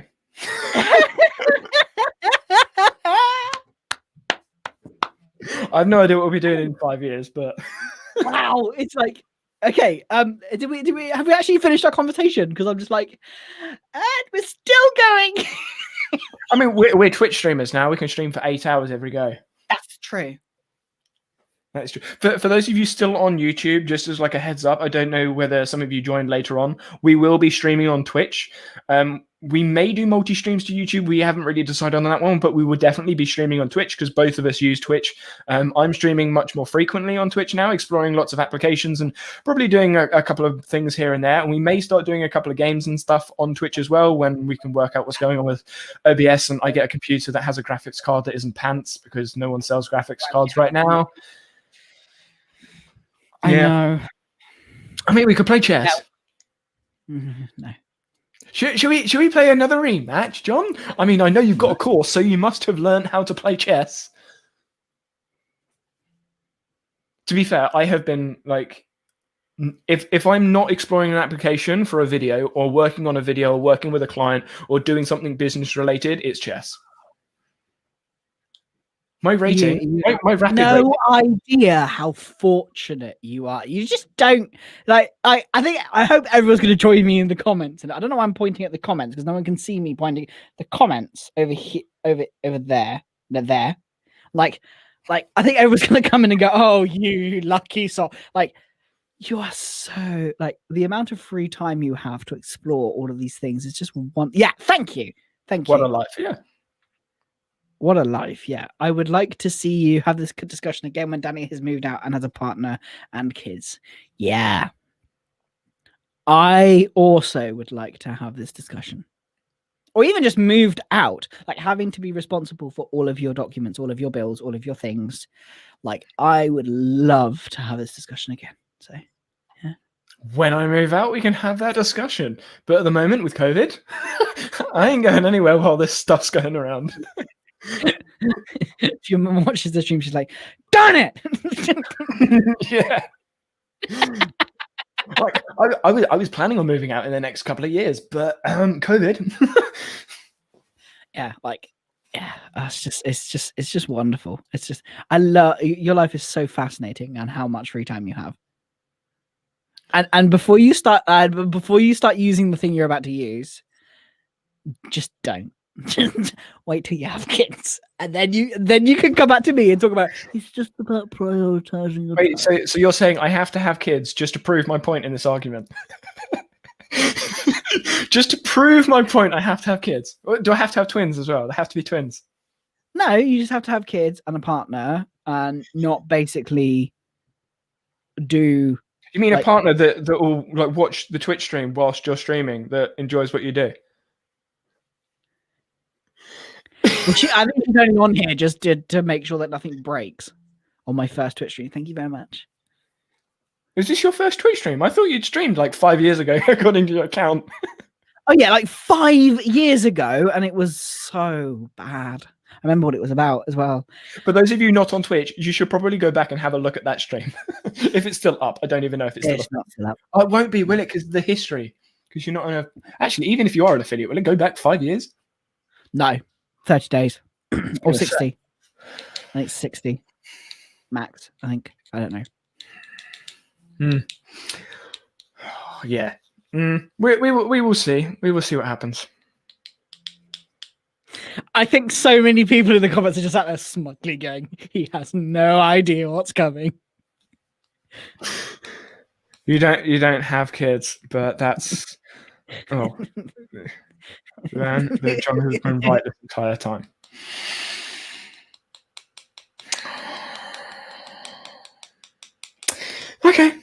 Okay. Yeah, don't take it for granted. Yeah. Woke I don't up think you one. do. We will, yeah. I mean, I can't predict the future. We will see. TikTok. TikTok. Yeah. Well. While I I still really bullied you this time. This is great. I've not been bullied once today. It's such a nice change. it's because it's on your Twitch channel. It's got nothing to do with that. Most of the people are in your audience anyway. Most of the what? Originally part of your audience yeah. anyway. Well, our audience. Our audience now, but they came through you to us together collectively. Yeah, I guess so. So hopefully, I'm still going to explore applications. No, you will not post those Marmite gifts. No, I mean you could send me the other gifts again because I don't have them because I didn't back them up. See, this is what happens when I back things up. Danny, if you still have them, please resend it to me because I would like them again. Wait, hold on. Did you just moan at me for not having backups and you didn't take a backup or something? It was around Christmas. Cut the excuses. You just had a moan at me for however many hours about not having a backup, and then you say, "Oh, can you do it again?" I didn't back it up. I did. I just put it on a different computer. I think it might be in another folder. But anyway, that's beside the. Don't you turn this on me? Don't you turn this around on me? I'm not perfect. Did I say I was perfect? No. Did I say I always back things up? No. But I back up the important things. It wasn't. So you're saying that the gifts weren't important? Oh, don't you start that nonsense. You're insulting the work of a nerdy notioneer by saying it's not important enough for you to back up in a safe place. That's what you're saying. I need that no gif now. I think I might have it either on here or on another computer. Yeah, that's a good question. Where is your Notion page gone? What do you mean Notion page? What page? Which one? Are you talking about my templates page? If it's the templates page, then it's the same link. Stop digging the hole, John.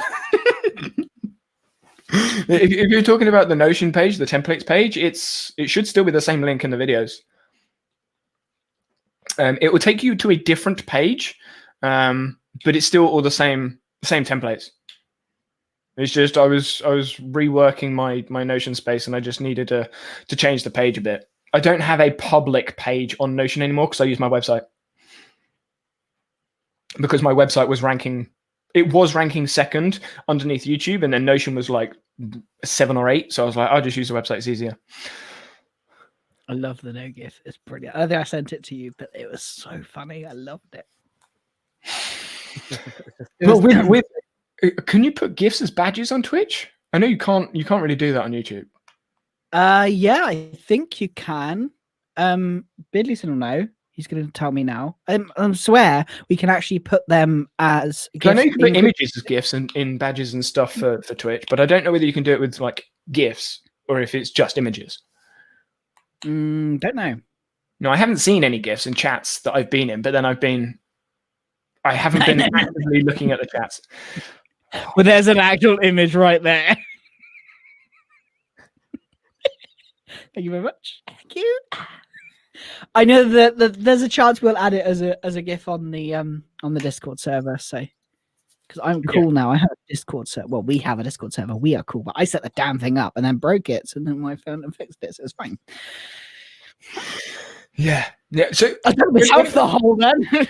When it comes to streaming, I know for me, for those of you watching, I'm going to be streaming 3 times a week, maybe more. We'll see what happens. Exploring applications and just having fun on stream. Probably talking about. I'm not going to talk about backups anymore. I'm sick of backups because I'm just getting bullied because I don't have a backup. But anyway.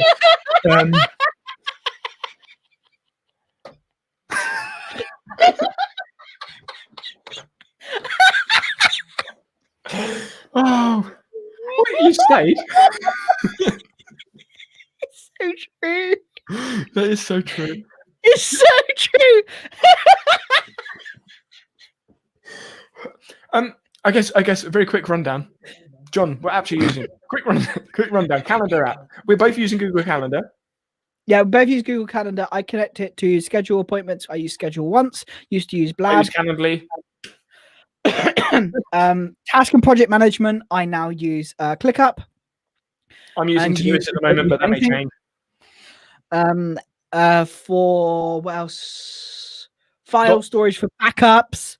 I use Google Drive, and that's also the same. I use the full G Suite for. Yeah. Oh, look at that. Thank you. Oh, Gail. look at Gail. Beautiful. On it. Beautiful. Thank you. Yeah. And Notion for note taking for me. Projects is ClickUp. Yeah. Google Calendar. I didn't go over that one because I was like, that's a bit of a touchy Oh, subject. yeah. You didn't go over that one. Go. Yeah, that was a bit of a touchy subject because I use Notion for clipping because I don't use Evernote. Just I can go away. So I've been using Notion. Huh? People actually. Carol. Mm-hmm. Yeah, I've been using Notion for note taking, clipping, that sort of thing. But when it comes to quick notes, most of my notes turn into tasks anyway. So my traditional notes database from Notion has kind of been discontinued, I guess, because it's only the clippings that go into there. Yeah, because most of my notes were turning into actions, and because of the way that I grab things, so I was using the voice recorder app that's automatically on Android phones. That's what I was using to grab my actions because I prefer talking because it's just easier. I don't have a home Alexa, whatever the other things are called. I don't have one of those. You prefer talking? That is a shock. I know. Me, you're such a shy, reserved person. You really are. Do I talk that much? Really? Yeah, I prefer speaking my apps. Speaking to my apps. I don't have an Alexa or anything like that. I feel like if I used any sort of home system, I would just constantly be talking. I just wouldn't finish because I'd be talking at the system, telling it to do everything, and then I'd start streaming or making videos. But yeah, yeah. So Notion, I'm still using for note taking, but I've experimented with Obsidian, and I like elements of it, but not enough for me to switch. I'm also using Roam again because of the way that I can link. So for Roam now? No. I've used a different card to make a different account. Yeah, so I'm still on the free trial. Do you embed Todoist at all in your Notion or keep them totally separate? So I use Todoist on my phone, so there's no point me embedding it into Notion. My Notion at the moment, as in my workflow using Notion, is for archived information. I wouldn't say I'm actively using Notion right now, mainly because I'm exploring other applications. So most of my clippings that I'm using are going into Notion, and then I'll go into Notion, look at the clip, and then see if I need to action it or not, which is what I was doing anyway. But instead of taking the note inside of the Notion page and then making an action from it, I'm just making an action from it straight away using my phone with audio tasks. And the reason I've been exploring Roam over Obsidian is Roam has block referencing, whereas Obsidian doesn't. So yeah, that's the main reason. And then why I'm using Roam is because a lot of the apps I'm taking, I'm putting in my blog. So I've decided to put turn my blog into kind of like a resource for me to know what pros and cons and apps and features are of apps. But I was doing that in Notion, and it was mildly irritating because I had to use like relations and backlinks and things to go backwards and forwards because it's the way Notion databases work. And I was like, actually, my blog is actually serving a better navigation system than Notion right now. But writing a blog post takes much longer than writing a Notion post. So I was like, okay, how can I replicate my blog for note taking and not use Notion? Let's experiment with Roam. So that's what I've been doing. And I will say Roam's recent template buff, so useful. So instead of having to save a page on a page and then copy and paste it in, they now have templates inside of Roam. So you can push, I don't even know what it is, the dot on the line. What is that? Apostrophe? The dot on the line, whatever it is. Yeah, you can push that twice and then type out whatever template it is, enter, and then it will give you whatever the thing is. Ooh. So all of the what they call Nice. attributes, all the attributes at the top of the page, you can do that automatically. So what I've done now is I have an app template. So I just generate tag source, and then I have like app as a tag already there because it's part of the template page. And that's the thing that Rome's recently brought in. They've got some other things that are coming in that's quite nice. But adding those tags means I can just sift through all the task management apps. And with the queries, task management apps on phone or on Android or whatever. Semicolon, that's the one. See? I knew someone would have known. So I'm experimenting with Rome because it functions more like my blog does, with actual more flexibility when I'm writing other things. So when I'm doing comparisons, so I recently did a comparison with Notion and Coda, obviously on YouTube, but I did it on like experimenting with Rome, and I could have 2 pages open. I could have Notion open, Coda open, and then work on my page and just drag, drop, move backwards and forwards. And I couldn't do that on Notion. I had to have 2 different pages. And so making that was easier. And then the unlinked references also helped because I could look at both Notion and Coda and go, oh, both those things also are in all these other apps. So I could see what other apps are similar. And moving forwards, I can see that becoming quite useful when making other blog posts about more than just 2 applications. Say I do, 10 best task management apps. I can just go task management, filter for task management, and then just see all those apps and compare features because of tags. That template thing, that's attractive. That's quite attractive. That was one of the biggest things that put me off of Rome. Same. That was same. I might explore it. I don't have to take my hands off the keyboard anymore. Like literally none. The only thing I will say is my right little finger is starting to like really build up some muscle, because those square brackets that you push, square bracket, square bracket, square bracket. Is there anything else? Yeah, no, it's literally just a square bracket and the semicolons that it's just like the little fingers going up and down constantly. But yeah. Oh, and then the normal kind of attributes in. So yeah, Rome I'm using for note taking at the moment and exploring it, but yeah, we'll see what happens in the future. Have you checked out smart blocks in Rome? I've heard of it. I haven't checked it out yet. There's also Rome 4.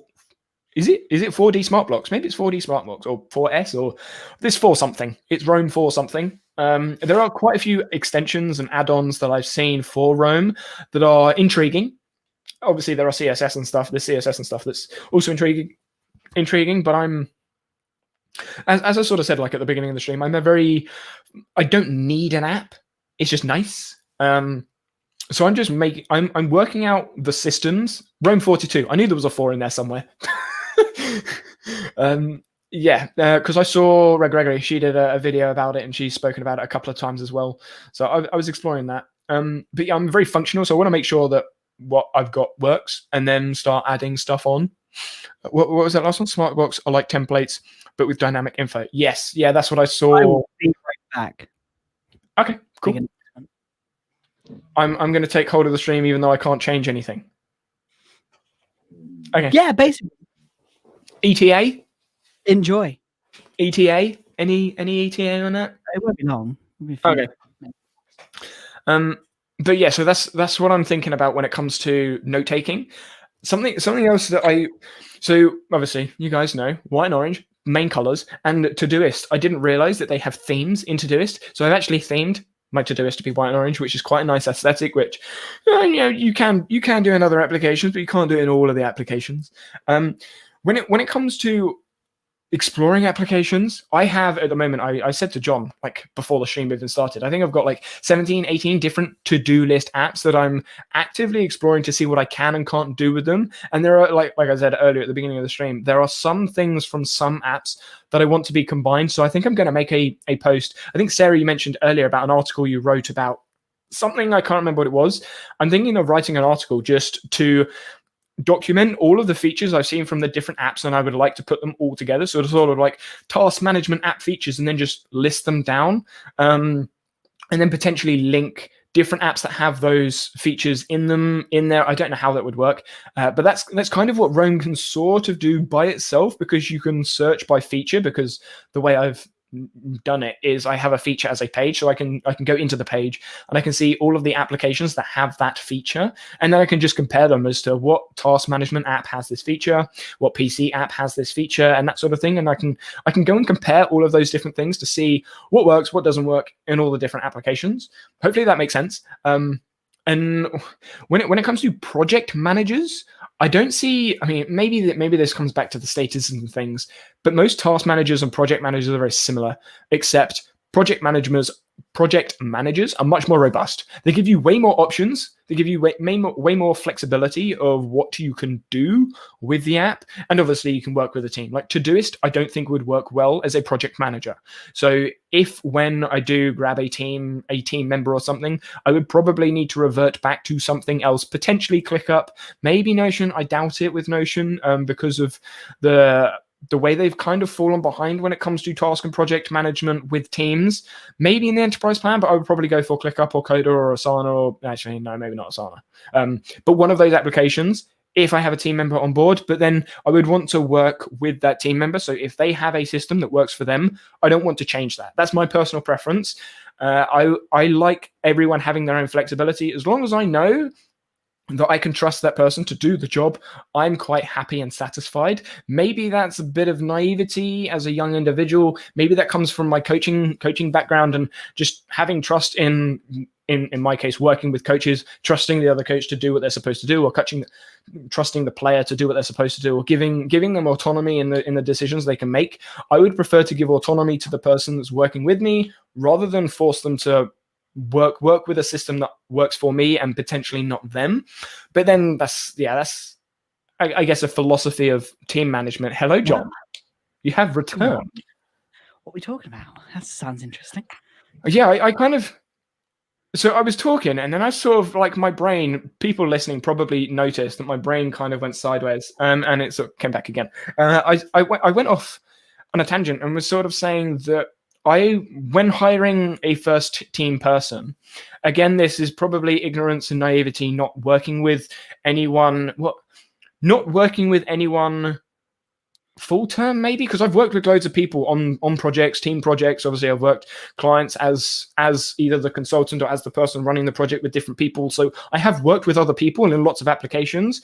But if I was to be in charge of it and running it, I would prefer to give autonomy to the individual with their own management and task management, rather than forcing them to use something that works for me. Because as long as I trust that individual to do the thing, I don't really care how they plan, schedule, and do that stuff. To me, at the end of the day, as long as what I want them to do gets done, I don't care.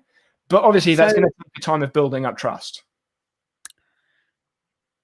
So how would you assign a task to them? You would go into their app and... Well, I wouldn't need to. In my head, a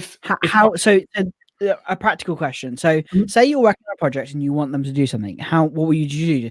Hey, can you do this for me? You just tell them. Well, obviously, it's going to depend what that person is doing and what their workflow is, what my workflow is at the time. Because I think we both had the same thoughts on it originally, until I started working with Rebecca, and then my thoughts change of I need to provide direction. Because although Rebecca is incredibly good with tech, she may want to do it the way that I work. And often, because it's the business that I run, she'll do it the same way that I would do it. Like, I give Rebecca relative autonomy. Yeah, autonomous decision making. Yeah, but that basically it's almost like you say, well, it's not my responsibility to make sure you do your tasks, which to an extent, no, it's not. But how would you know what they worked on? Because if you're paying them by the hour, for example, how would you assign a task to someone? Like, you needed them to do something. How would they know you need them to do something? That is something I wouldn't be able to answer right now, because I don't know the system they would be using and the system I would be using and the tasks that they would be working on. So in my mind, there isn't an answer to the question because it's so nuanced. Okay, so let's say, for argument's sake, like Notion and Trello. Right. So I'm using Notion. They're using Trello. Yeah, whatever. Yeah, either way. Yeah. Because so as I'm in charge, I would make it as easy for them as possible because that's my preference. It's my personal preference. So maybe this is because I already do a lot of stuff anyway. So if I'm substituting an hour-long task because they're doing it and it takes me 1 minute to go into their application to add something, I'm still saving 59 minutes. Okay, that's a good point, but that means you're imposing your system on them because you've got to go into their system. So it would not necessarily be 1 minute because then you actually have to go into their system and use it in their way. So you have to learn their system on top of your system. And so what would happen if they have to assign you something? Why would they need to assign me something? If say, for example, you need to review something, how would you know when it's ready for reviewing? Because of course it's just done or not done. Yeah, but that would be in their workflow, in their system. So you would have to repeatedly switch between yours and what if it's something you were working on together?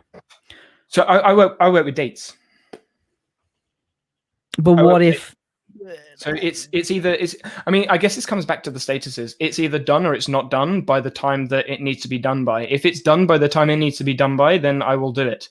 If it's not, then I need to know why it's not. But it wouldn't be done. And I guess that comes back to maybe potentially blind trust, which obviously takes time to build. I understand that, but yeah. But I haven't experienced working with someone, so I wouldn't be able to say pros and cons of it yet. Yeah, like I understand. I was exactly in your position. When I first started working with people, I'm happy to work with different systems, but that means I have to come out of my system and then going back and forth between systems. That's just context switching. Like that is just like having to. And how do you know what tasks go? Another question is what if you're working on a project together? How do you know what goes into yours and how do you know what goes into theirs? So that comes down to notifications, and notifications all happen on my phone. That's the way my system works. So as long as I get a notification of whatever they've done, whatever action it happens to be, then I'm good. And essentially, as long as whatever they've done can give me a notification on my phone, it doesn't matter what system they're using, as long as it does that, or I can find a way for that to happen because then I know what to do. Okay, that's interesting. But, I mean, it's the same with all of my social media right now. Is I know I need to respond to YouTube comments. I know I need to respond to Twitter messages, Facebook messages, and all the other stuff. Reactive? Like you're just being reactive. So if something comes up, yeah, I kind of agree. I feel that. How do you prioritize a mess? Say, for example, you're doing multiple things at once. Say, for example, that your team member batches and does multiple things at once, and then all of a sudden you're flooded with a ton of notifications of things that you now need to do. Like, how do you? And you're working on other things on a different system. Like, how do you navigate that? How do I navigate? I'm struggling to find a scenario where that would happen because in my mind, most of the people that I would hire for my specific, I guess, profession, you would class it, would be someone like an editor. So either they're editing a video or they're not. It's either they need me to review something or they don't. They've done it or they haven't.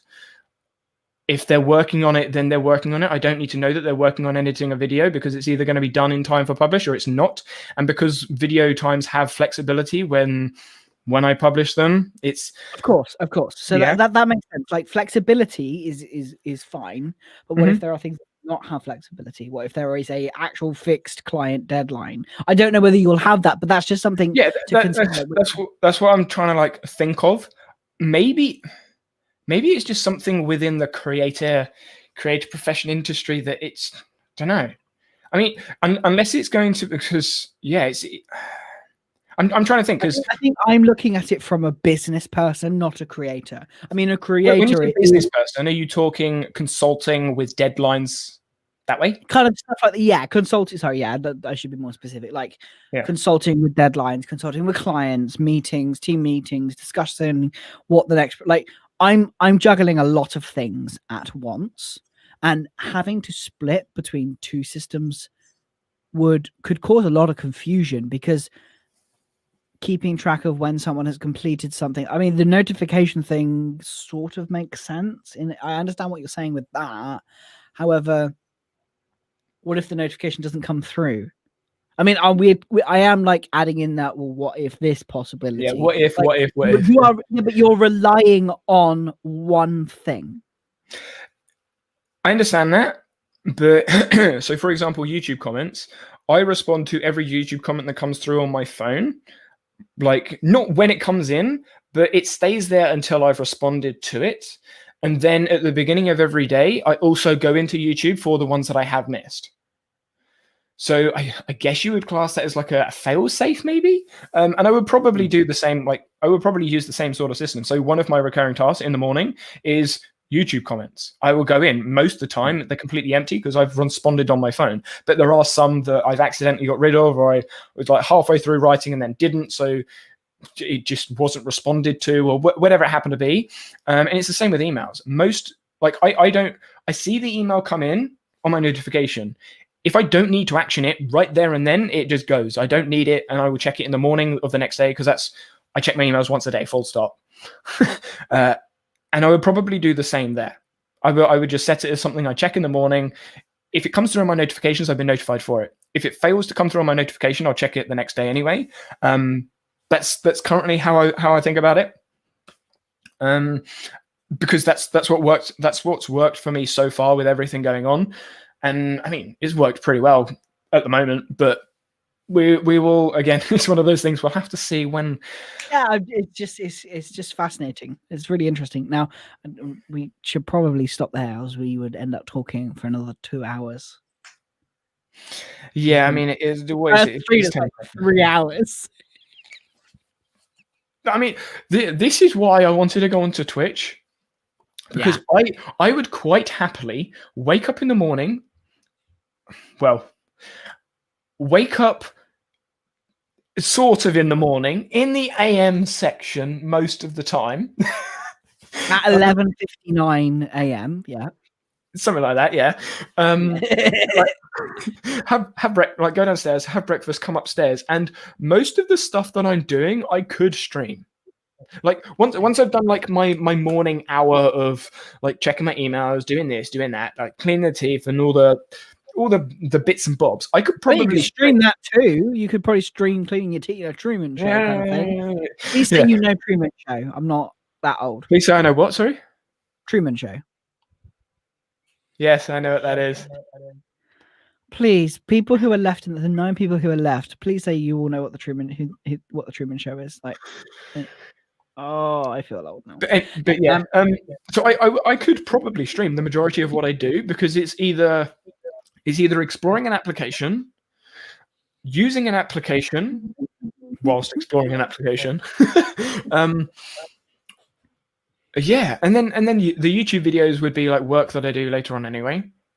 I mean, this is something that I've thought about as well, is potentially make the YouTube video on stream and then just use the stream in the video. It's just like, let's see what happens there. That's what I'm going to do on Monday. I'm going to stream. So Monday stream is going to be a formulas stream, and I'm going to go through Notion formulas and just go through some stuff and see if anything has changed whilst doing a tutorial. It's not really a tutorial at all. It's just going through Notion formulas, because I've been through so many other formula things like Coda, and ClickUps, not really formulas, but formulas. Yeah. And I'm just going to do a formula stream. And what I'm probably going to do is just grab a section of it, parts of it, maybe 20 minutes, half an hour of it, and then just repurpose it as a video, do like an intro for it, and then do it as a video and see how that goes. Because one of the best videos on my channel is the How to Build a Second Brain stream, which is a 3-hour stream, and it's one of the best videos on my channel. So I was like, maybe I can just repurpose live streams. You were sitting there nodding. Yeah, that's something I'm just considering as well.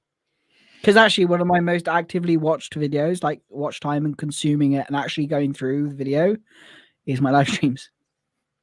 People seem to enjoy my live streams when I'm working, and so that's what I'm thinking of also doing the same thing.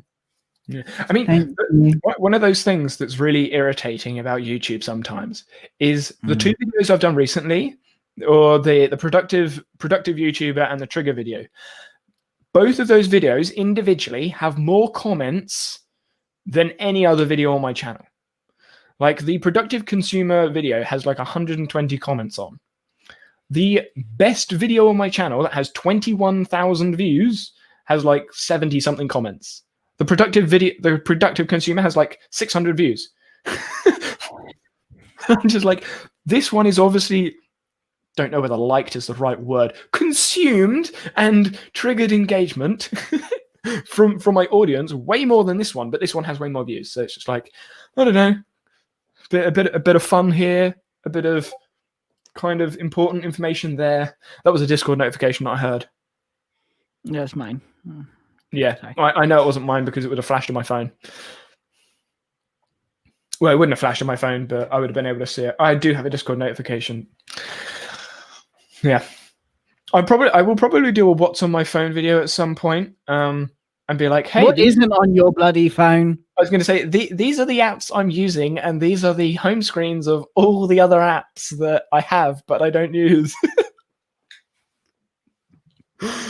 Yeah. Right. Should we call it there at 3 hours and 10 minutes? Sounds good. Sounds good. For your first stream on Twitch in 5 years, and you break the 3 hour mark.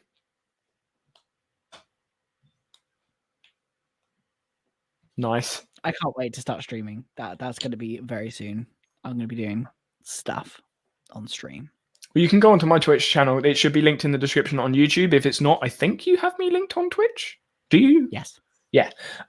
You'll see my schedule. I've actually set up the scheduler thing, and I was like, I know. Right, actually, because I do have like every Sunday there is now the live. So that's actually set up. And then soon it'll be the rest of it. Once I've figured the rest of the week, out. Just Monday, Tuesday, Wednesday, Thursday, Friday, Saturday, Sunday. No, it's probably gonna be 3 days. John's life on Twitch. It's moaning, him losing paper because his pipes have broken and sprayed everything.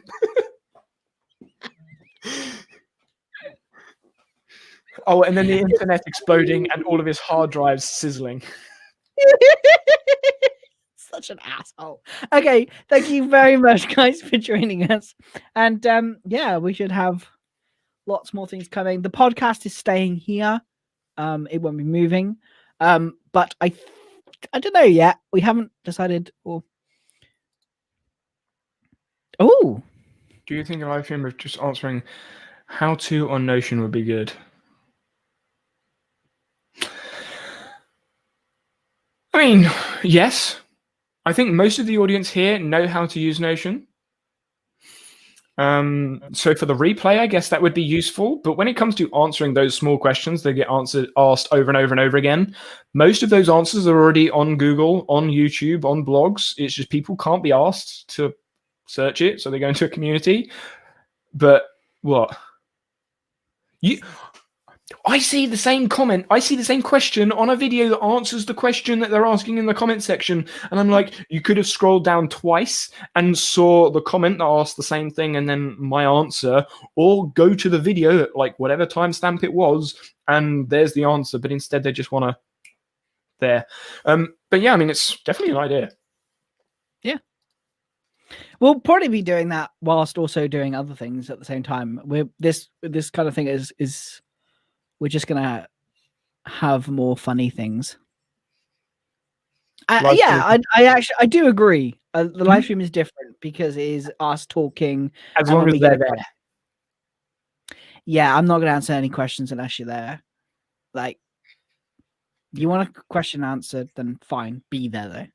Yeah, because there is almost never one answer to a question. No, unless it's a really like closed question. Like a page. Control N. How do I make a data page? /TA enter. When should I use a full page versus a not full page? You're just trying to come up with when should you not when you are not full page? Never. Always. Cool. Anyway, before we keep going, and I like people are just like, I've had enough of that shit now. Goodbye. Yeah, John, thank you. John. You're I just can't trying to end get it, revenge after me bullying you for the last 3 guys, hours. I can't end this, so John is just going to keep talking. Yeah, pretty much. So, thank you very much for joining us, and we will see you another time soon. We will see you next week. I may see you tomorrow. There you go. Bye.